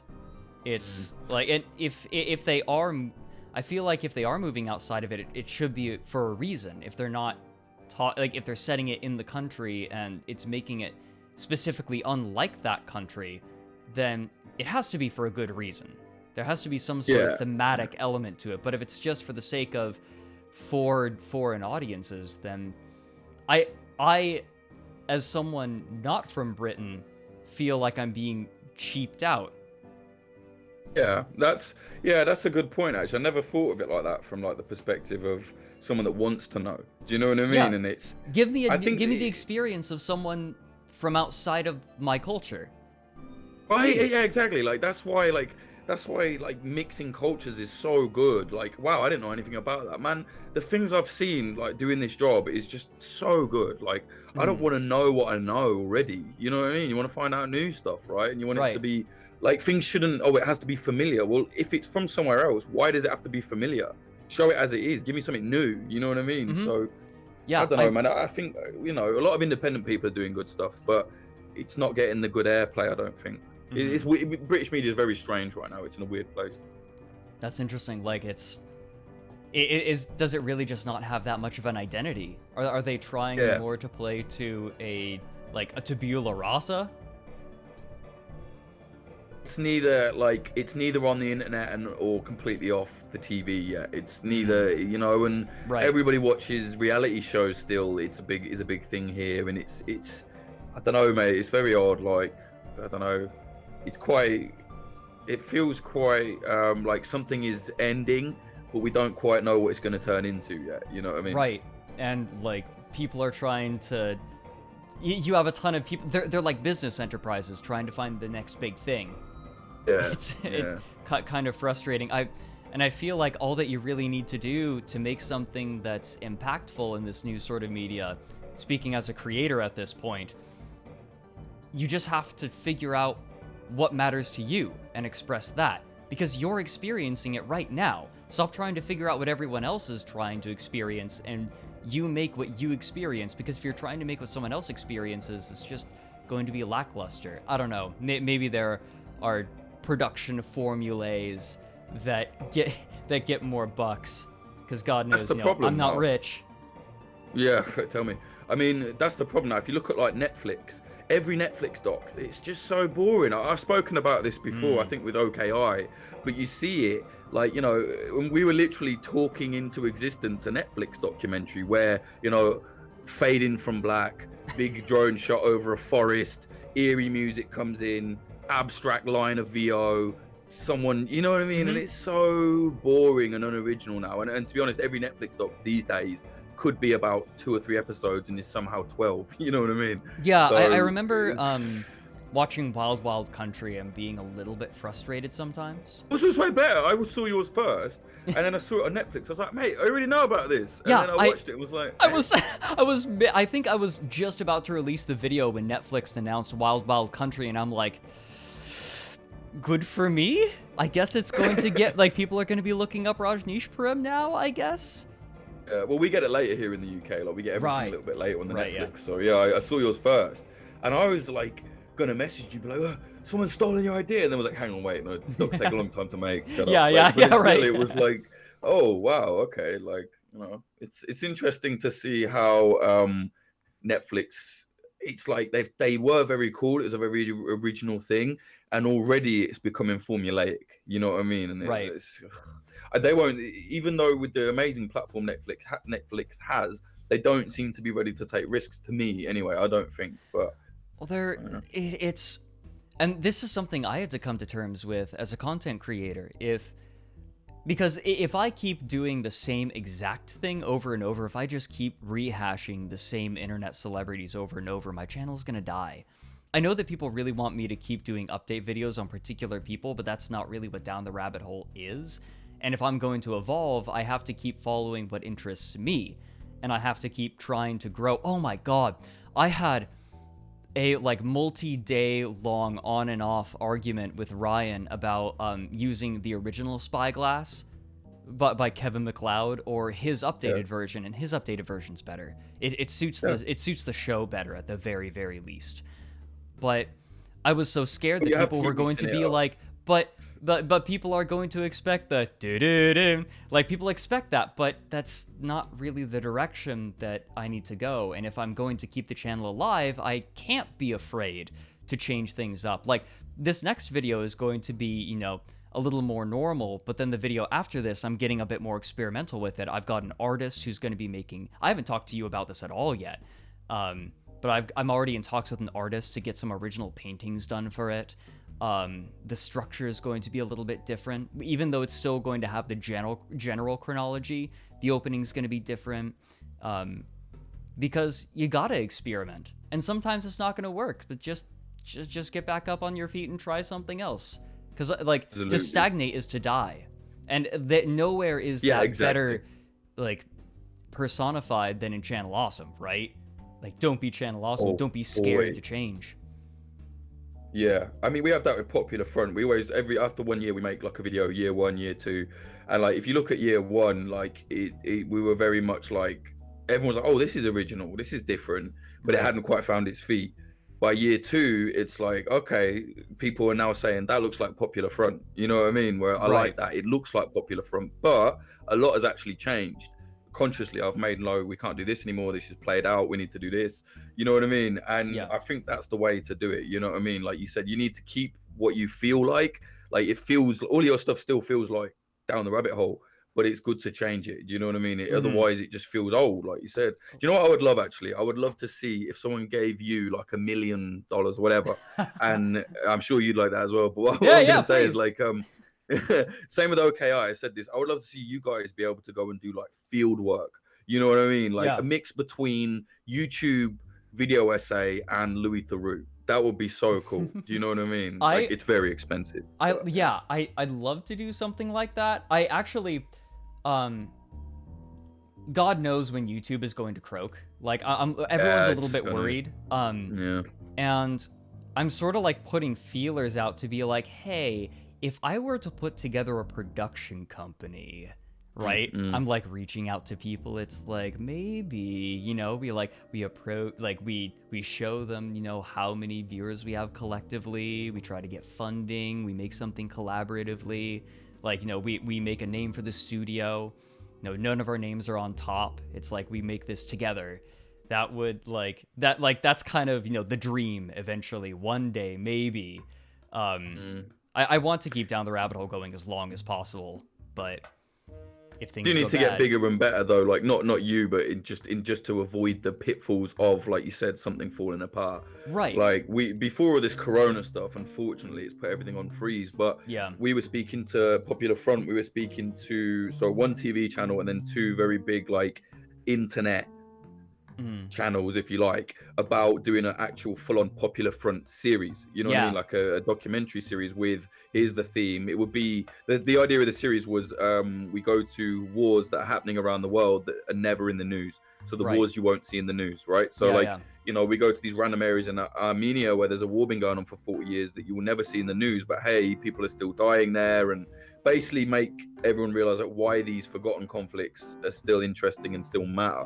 Anyway, so we had all these talks with like TV channel, and the thing that I realized was after starting your own thing, you have a much better leverage. So they were saying it has to be like this. I said, no, it does not have to be like this. It has to be how I say, and it sounds rude or bossy, like, but I don't care. I've worked hard. Yeah, no, you're able to point to this and say, I have proof that this works. Yeah, you need us. We don't need you. That's it, exactly. So, you know, people were saying, well, Jake, we just can't do this. I said, and for the first time in my life, bullshit. Well, for the first time in my life, I was in a position. I said, okay, cool, see you later. Then they were like, what do you mean? You're gonna walk away from this deal?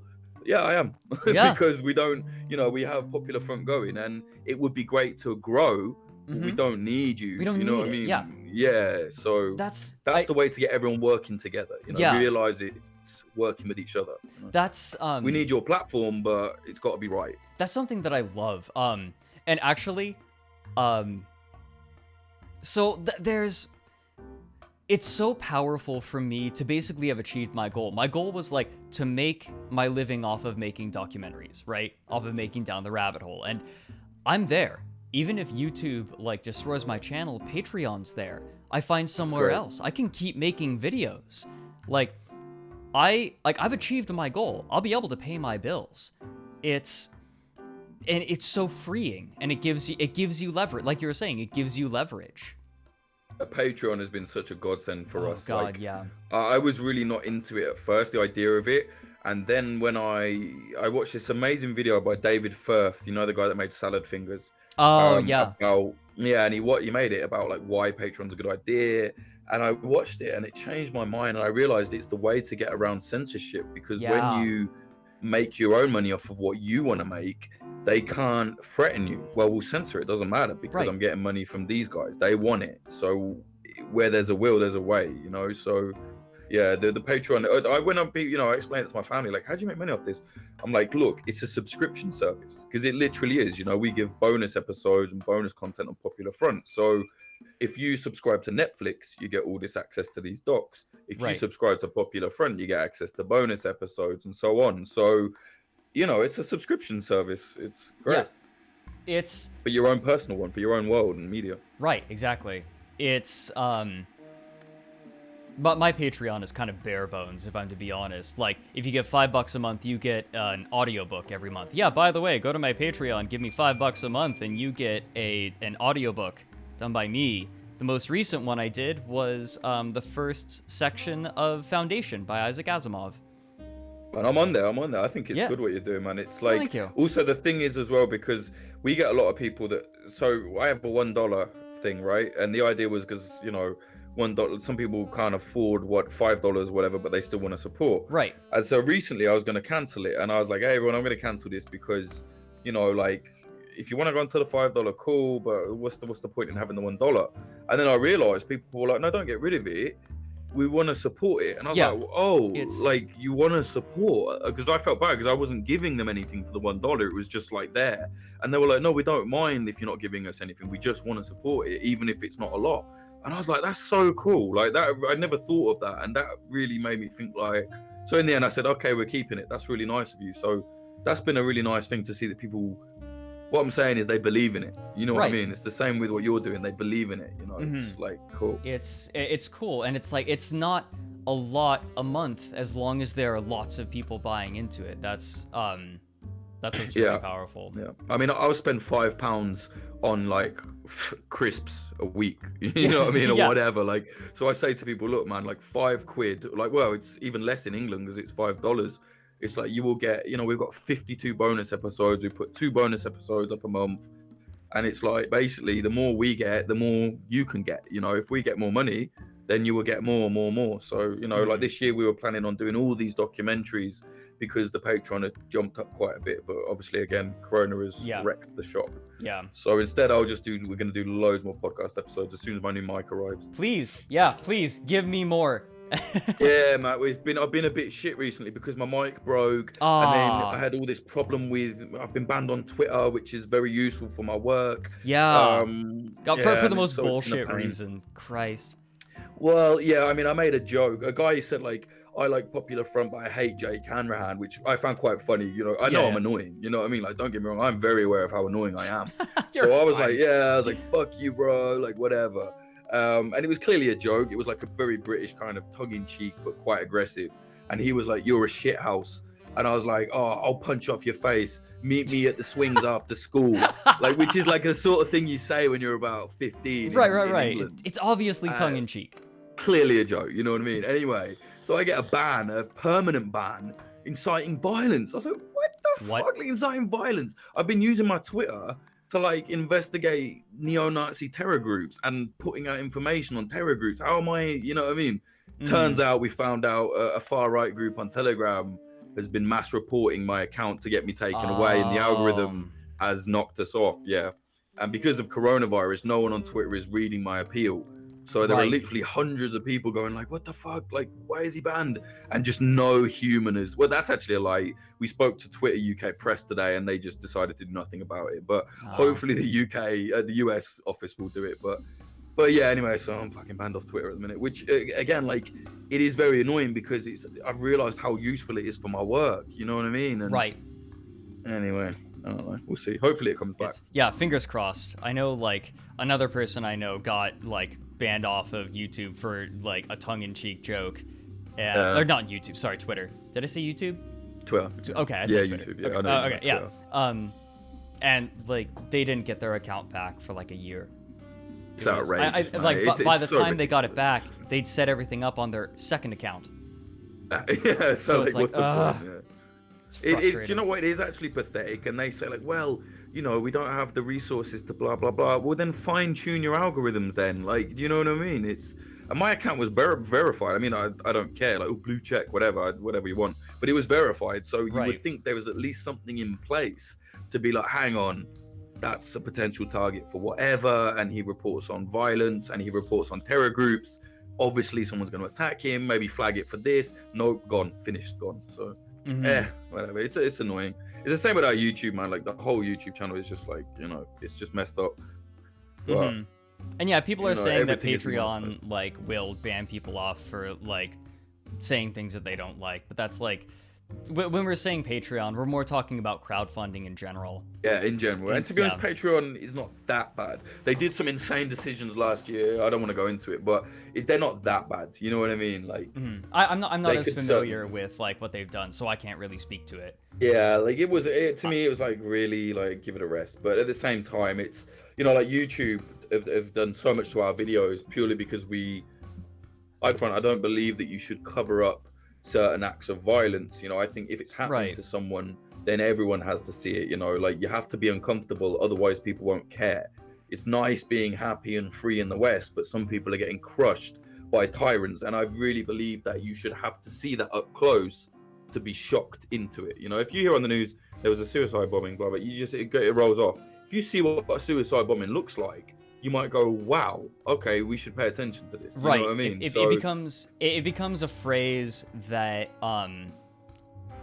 it becomes a cliche almost. Like, I'd compare it to a cliche, because a cliche is a metaphor that's been used so much that it doesn't actually evoke any strong images or emotions anymore. And things like exactly it then, suicide bombing. You know, someone says suicide. Like, I don't know if I'm gonna get banned off of YouTube for saying that phrase, but they don't mean anything because people don't imagine what it's like anymore. It's a nothing word. It's a nothing phrase. Exactly. Because of this, like you said, like years of just hearing it. So now, you know, and like with Popular Front, we can't make any money on our videos because we show not suicide bombers, but we show up close what violence looks like in these places. So because YouTube, and it's not because they care about anyone, because in my opinion, they have to like coddle a certain level of like commercial people because they have to make money. I get it. You know, they've got to sell ads and stuff. And that's that. Watch Emplemon's newest video if you're interested in that. Emplemon covered an incident where a bunch of advertisers pulled, but then they came back a couple of weeks later sneakily after there were a couple of like scandals that were going on. Lemon, yeah. Lemon, yeah. He actually he referenced my series in the opening. Like that was his opening gag. It was like down the spiral, in an obvious parody of my logo. And I had a moment where I was watching, because I watch Lemon's videos, and I'm like, Jesus Christ, Lemon thought that enough people would recognize that joke to make it his intro gag.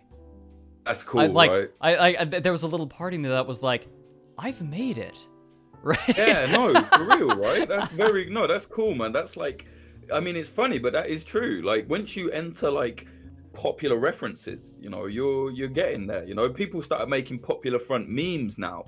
Like, there's a joke that anything that looks kind of militant but a bit rubbish, people say listens to Popular Front once. You know what I mean? I love that. That's so cool that has happened. You know, like, yeah, it's great, man. Listen, Fred, I'm gonna have to go in a minute, man. Yeah, I just realized. I've kept you a lot longer than I meant to. It's fine. I was having such a good time chatting with you. I was looking at the time. I'm like, oh God, I'm keeping Jake forever. No, it's same. But I just looked at my neighbors, like, kind of doing a sign, like from the back garden, like I can hear you. Okay, yeah, I got you. I'm a very loud guy. Yeah. All right, I'll let you go, but thank you so much for coming on. This was fantastic. Mate, thank you, mate. You know I'm an absolutely massive fan. I got the sticker on my wall. Oh, I shit. love all your stuff, man. That's fantastic. Good luck with it. That makes me really happy, because like I remember you, before you go, there's one last thing I need to say. Yeah. Well, there are two things. First of all, like when you first contacted me, you were one of the really early viewers. Like, you were one of my early. Yeah, I've been on this for like 2 years, I think. Yeah, you're Maybe like more. You're like right there, right at the beginning of like my growth. Yeah. I remember talking with you, and I was like, oh my God, I got imposter syndrome, something fierce. Yeah, I get that, man. Yeah. Mm-hmm. The other thing I wanted to say is I wanted to apologize to you, because when you were starting Popular Front, you said what should I do to get big on Patreon? And my response was, you really have to establish yourself before you can really make it on Patreon. And you just kind of said, fuck it, and did it anyway. And I'm so glad that you did. And I felt like a douche for giving you bad advice. And I felt really bad about that for a while now. I mean, no, it's not bad advice. It's just there are some times when I'm like, I get that, but I've got an idea. When I think I've got an idea, I'm so glad that you went for it. I'm so glad that you went for it, because you went for a different model than I did, where like it really is you're using Patreon more as a subscription service than hey, I'm making this thing, please, help me pay my bills. It's more like, here, you want more Popular Front, here, give me the money, right? Like, give me the money to keep this going so I can keep making. It's a little more business-like than crowdfunding. Right, man. I tell you what, one of the most interesting things I've learned about like Popular Front was like getting better at journalism, but learning about business on the go. Yeah, and I am a moron when it comes to stuff like that. Right. So it's been interesting to learn. But no, man, definitely, like, there wasn't bad advice at all. It's just I was like, hang on, let me just try it. You know what I mean? And sometimes I do it, and a lot of things have failed, trust me, but this one worked, man. Thanks very much, man. I'm glad you like it. No, it's fantastic. Thank you for giving me something to listen to while I eat. Yeah, man. Well, thanks for all the videos, man. I can't wait to see the next one. Yeah, I think that you're gonna really dig the next one. It's it's a criminal conspiracy theory. Yeah, there's a big. It's not a conspiracy theory. Sorry, it's not a theory. It's an actual conspiracy. Yeah, it's a real one. Yeah, it's a real conspiracy. I think that's gonna be right up your alley. I need to stop giving spoilers. I'm giving crazy spoilers. All right, but no, thank you so much for coming on. All right, bro. Thank you very much, man. If anyone wants to look at what we're doing, yes. If they just go to www.popularfront.co. We've got Instagram, Twitter, everything, but just go there, you'll find everything. So yeah. .co. Bam. I just put the link in chat. Popular Front. Oh, thanks, mate. Speak to you soon, Fred. Yeah, I'll catch you later. Like, feel free to reach out whenever, man. I love talking with you. Hey, let's do this again, definitely. Yeah. All right, I'll catch you later. All right, bro. Good night, mate. Bye-bye. Bye. And he's out. I'll stick around a little bit longer to chat with you guys. God, that I was not expecting to go that long, but like Jake is so much fun to talk to. Goodness gracious.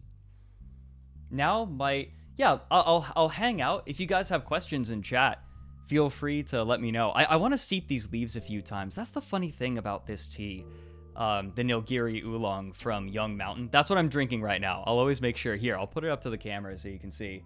It's Nilgiri Oolong, but I hope it's focusing. There we go.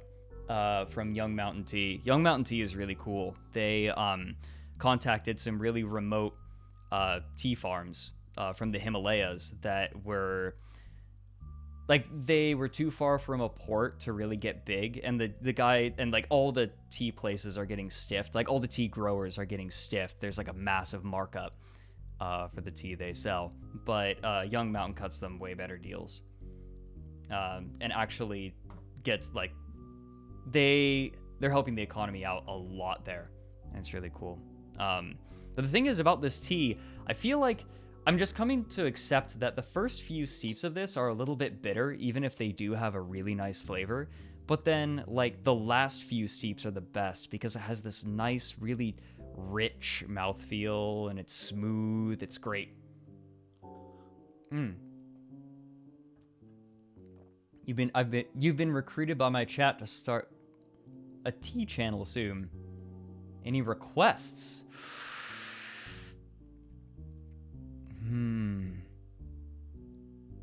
Can you find, like, some more gentle pu'ers?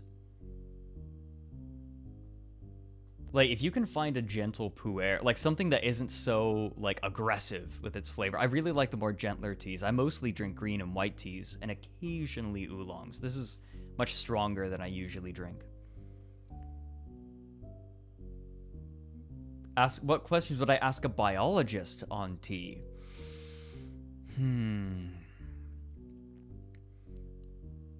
I have, like, chemical questions, but a biologist. What kind of pests eat tea leaves, right? Like, what kind of pests do tea growers have to deal with? Like, are there funguses? Are there insects? I'm interested. Can I play the hurdy-gurdy on stream? Yeah, sometime. So just by the way, everyone, this is not going to be the last one. There are going to be 6 more of these tea streams. There's going to be one every day, same time, until next Thursday. And I'm going to have a new creator on each time. I've got some really cool people coming. Jake, I was really excited to have Jake on. I'm excited to have all of them on. It's going to be really cool. This stream will be archived, though. I hope that I can salvage the beginning of it. I might have to cut it together, but it will be on the other channel.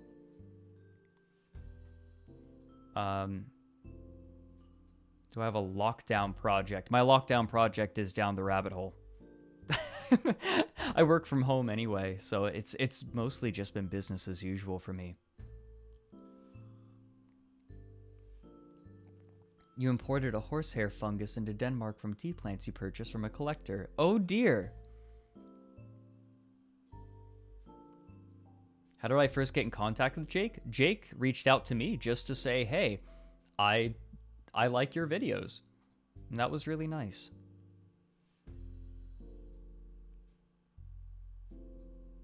Gentle pu'er. Wuliang Wild from Essence of Tea. Okay, let me write that down real quick.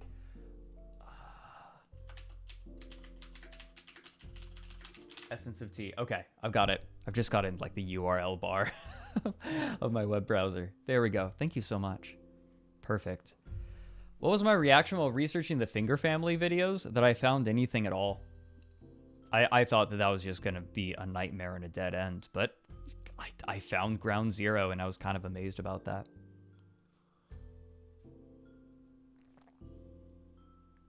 So X2 Hell saying the eternal cycle of requesting the same people to Knudsen, including extremely topical cows. Shake my head. That's kind of the funny thing, is I like to mix up the topics on Down the Rabbit Hole. Ooh, it's getting darker. You can kind of tell. I don't have an auto aperture set, so you can sort of see it getting darker.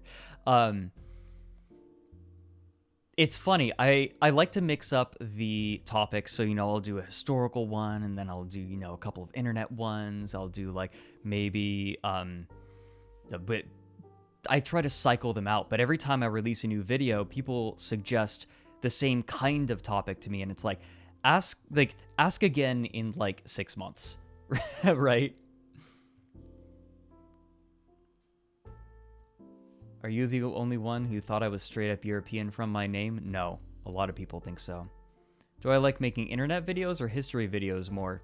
Whatever I'm feeling at the time. What's the best place to contact me? Second of all, would I be able to do a video on something awful?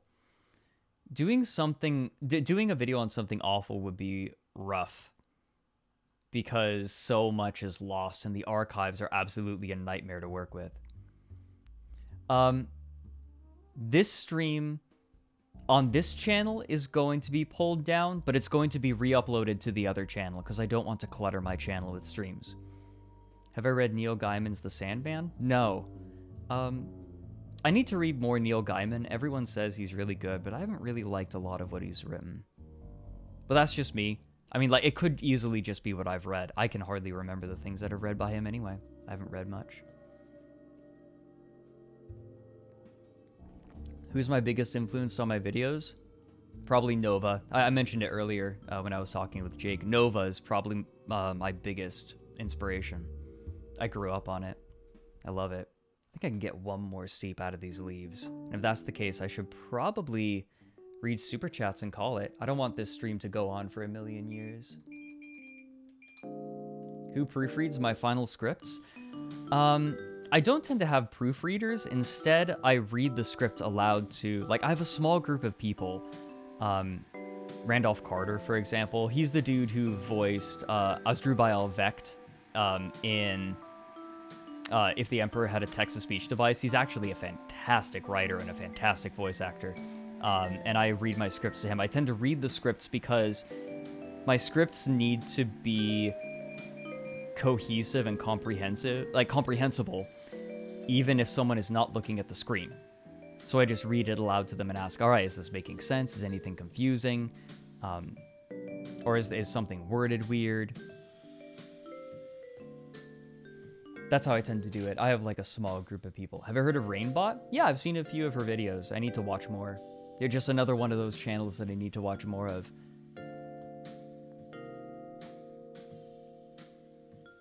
You've watched my vid since Chris Chan. That was my second video.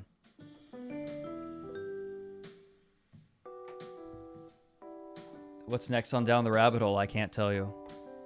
I like to keep it a secret. Is there a Oh yeah, no, the next Down the Rabbit Hole is almost done. I know I keep saying this because new people keep coming in and asking, but the next Down the Rabbit Hole is in the final stages of production. We're just about done. I should do a video on Yandere Dev? I should, but I'm waiting. I've pulled the trigger too early too many times, and I'm just waiting. Like I'm waiting for the topic to fit, like the whole arc to finish. I plan one down the rabbit hole at a time. It tends to differ. Sometimes I have a long queue. Sometimes, like now, I have a much shorter queue. I know what the video after this next one is going to be, but I don't know what's going to come after that. I'm still figuring it out. A lot of it has to do with like what I'm feeling passionate and interested in at the time. How did I find out about Henry Darger? Elise McCall, the person who designed the Down the Rabbit Hole logo. She introduced me to Henry Darger. She showed me the documentary In the Realms of the Unreal. And I was like, wow, this is fascinating. I need to make a video. And because I wanted to look a little bit more, I felt like that there were probably things that the documentary left out, and I was right. I was really happy to get into that. Is a boogie vid coming? Not again. It's a topic that needs to finish first. You see, I have my WASDA caps replaced. Play many FPS games? I don't like FPS games as a rule. The game itself has to be like good and cohesive. The two FPSs that I'm really into right now are PlanetSide 2 and GTFO. GTFO is awesome. It's like the new Alien Swarm. Alien Swarm was something that I was really into for a while. What are some good investigation channels I recommend? Atrocity Guide. Always. Always Atrocity Guide. She's probably the most like down the rabbit hole. Nightmind, if you want to know about ARGs. I've been enjoying Mama Max. I've been enjoying Oki's Weird Tales, I think it is. It's just Oki. O-K-I. He's great. That's all you need to know now. Oh, hey, Atrocity Guide, how you doing? This might get buried. Aw, but you love my videos. I'm so glad. If no one's asked already, what was one of my favorite episodes to research and write? The Collier Brothers was good. I wish I'd taken more time for it. Temple OS was a trip. That was an experience like none other, learning about Temple OS. I knew nothing going into it. All right, I've heard of Jim Can't Swim. I haven't watched enough of him to really be like... I know a lot of his content's on Patreon, and I'm not there, so I can't really talk to it very much.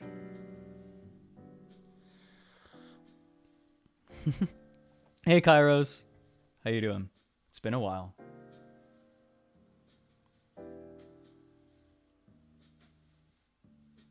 What plans do I have for my channel in the future? More down the rabbit hole. I have no reason to stop.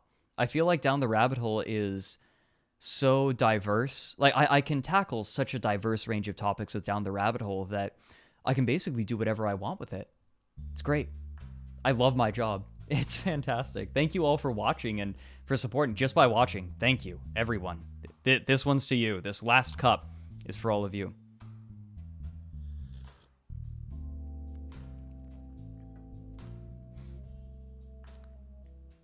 All right, maybe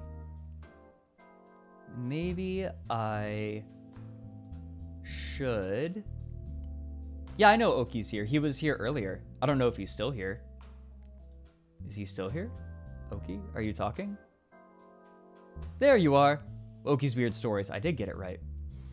Which one was the hardest? The newest one. By far the newest down the rabbit hole that's coming out really soon was the hardest one I've ever had to research. It's a nightmare. Oh, it was horrible. I loved it, but it was a nightmare to research. Okay, little story. Hi Cordelia, I see you. My research assistant discovered, looking at a whole bunch of articles, saw that this one book was referenced over and over. They looked to see if they could find it online. It was nowhere. So they started getting creative. They called their library, and the library was like, well, we don't have the book. Maybe you could call the library in the capital city, the big one. They called the library. This big library said, we don't have it, but maybe you could go to this college that might have it. So they called this college. That college said, we don't have it, but it looks like in our records that this other college has it. And it's this college right next to where they live too. And they call this college and they're like, yeah, we have the book. It was written by our old headmaster and he's amazing, right? He's going on and on and on. And then they were able to get it on interlibrary loan. It turned out that we weren't even sure if this book was going to have what we needed, but oh my God, it did. It was a nightmare. And it's not in English. They had to read it and translate the important bits for me. It's wild. What's the worst down the rabbit hole? The anime ones. Or the Vaporwave one. Both of those are really bad in terms of like just getting facts wrong. It's gotten a lot better. I need to do another mistakes video. I'm overdue. I'm very overdue. I keep saying that to myself. I might do it after this one or the one after it. We'll see.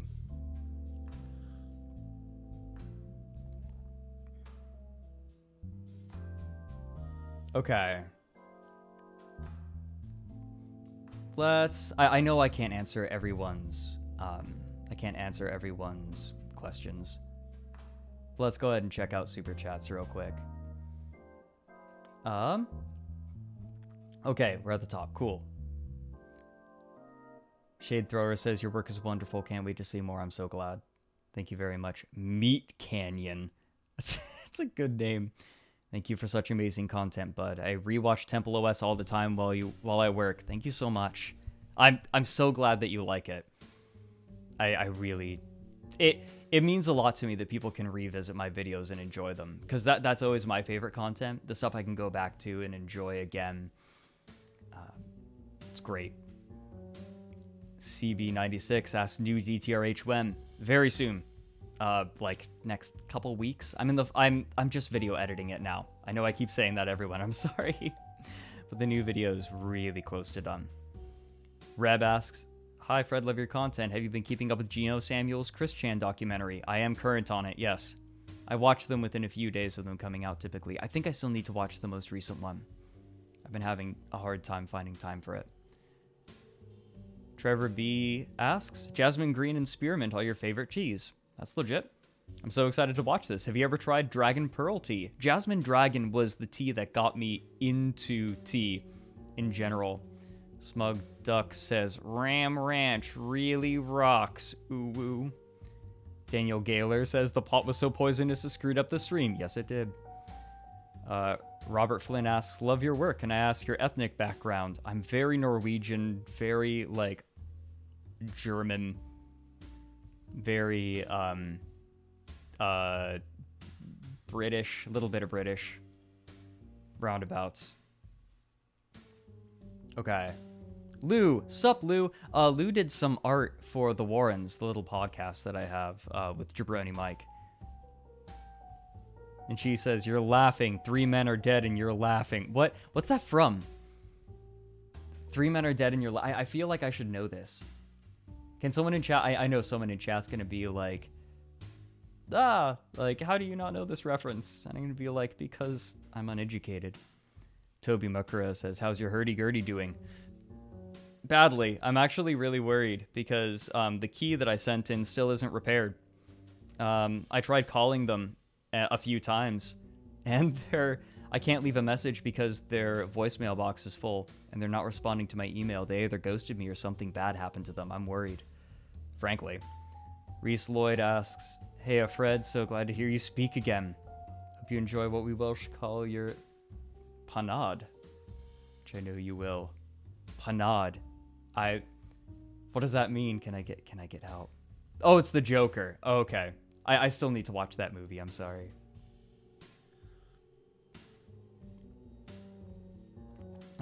Oh, what? Hold on. Elijah Thompson says, I showed the video on the Mouse Utopia experiment to your biology teacher as an example of carrying capacity and got played in class. Oh, that's fantastic. That's not the first time I've heard that one of my videos was used in a classroom, and it's always so cool to me when I hear that. It makes me really happy. Let me see. Reese Lloyd asks, hey Fred, so glad to hear you speak again. Right, I already read that one. Haha. Sagittarius A asks, I love tea. I'm learning so much. Love you, Fred. Aw, shucks. Love you too. Squidward says, PP. Dakota says, hey Fred, I love your channel. You always produce amazing content. Peace and love. Thank you very much. West Coast Emerald Bowl says, heard of Nikocado Avocado. I know nothing about them. I know another content creator that has something in the works about them that I'm very interested in seeing, just so I can know why people keep asking me to make a video on Nikocado Avocado. Oh god, hold on. I'm going to pronounce this.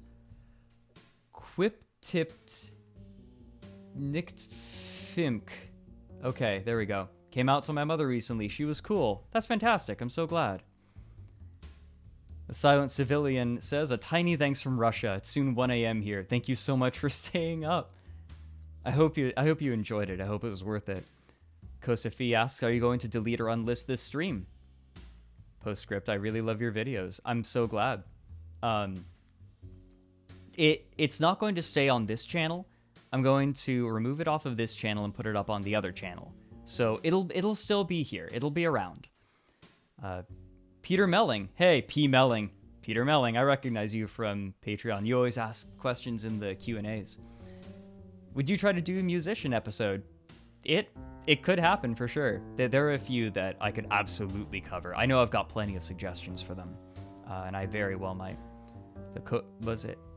Dr. Glitch says, Shabbat Shalom. Thank you. And Lou's back. This is a challenge. 1v1 me when the Darkest Dungeon PvP update gets released. You're on. Let's go. Michael Draper asks, let me see. Thoughts on the CDC saying to wear cloth masks? I'm not educated enough, frankly. I could not give any sort of thought on it. Silent Tremor is bringing back Forbies. Okay, that's a reference and a half. I remember one time when I quoted Forbes, I accidentally called Forbes Forbies. I quickly took that upload down and re-uploaded it with changed audio. but people still remember that. I can't believe that.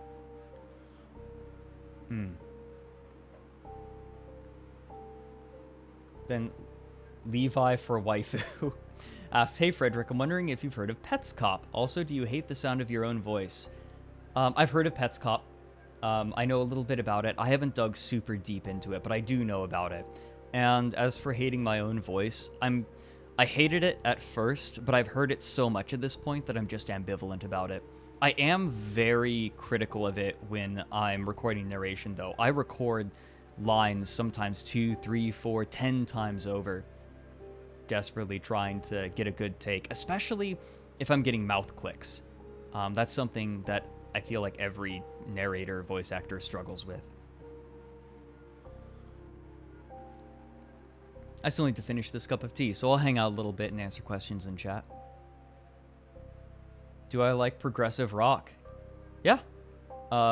Especially progressive metal. Not so much American metal. I'm kind of a metal boy. I really like A Forest of Stars.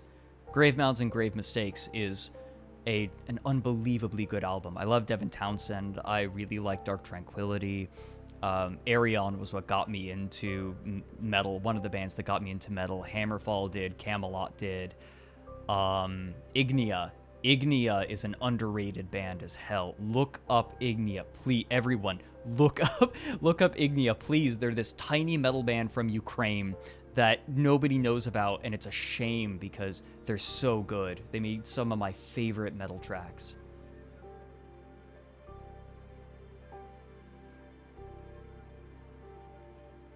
What's the saddest down the rabbit hole? Temple OS.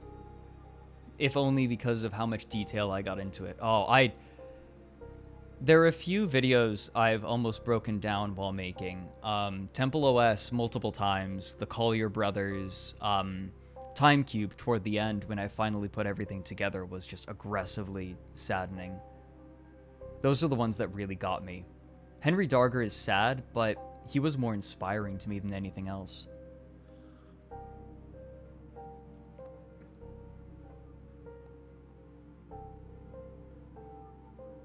Favorite EDM? You guys, don't judge me, but sometimes I get in the mood for hardstyle. It's inexplicable, but there's just something about it that gets me going. Bounce, bounce, bounce, bounce, bounce.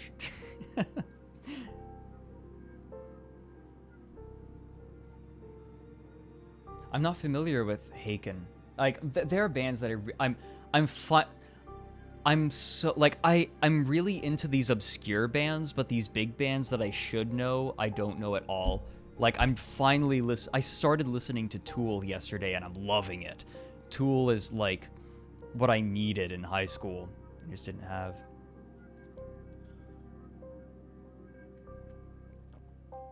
Since I have such a Scandinavian name, do I speak any Norwegian greetings?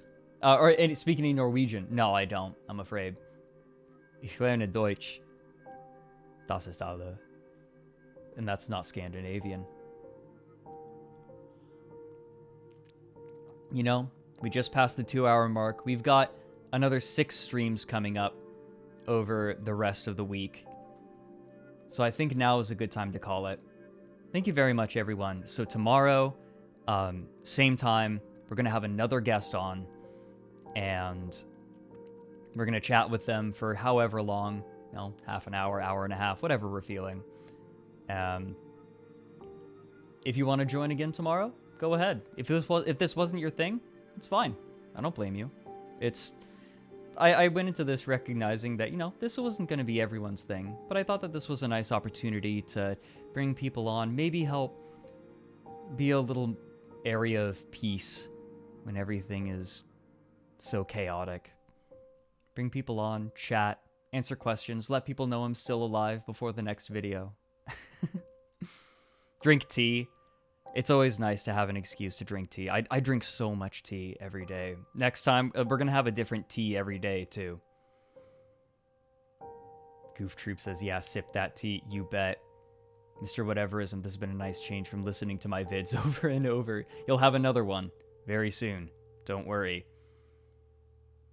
Thank you very much, everyone. I'll see you tomorrow. That timed very nicely with the music. Good afternoon, good evening, good night.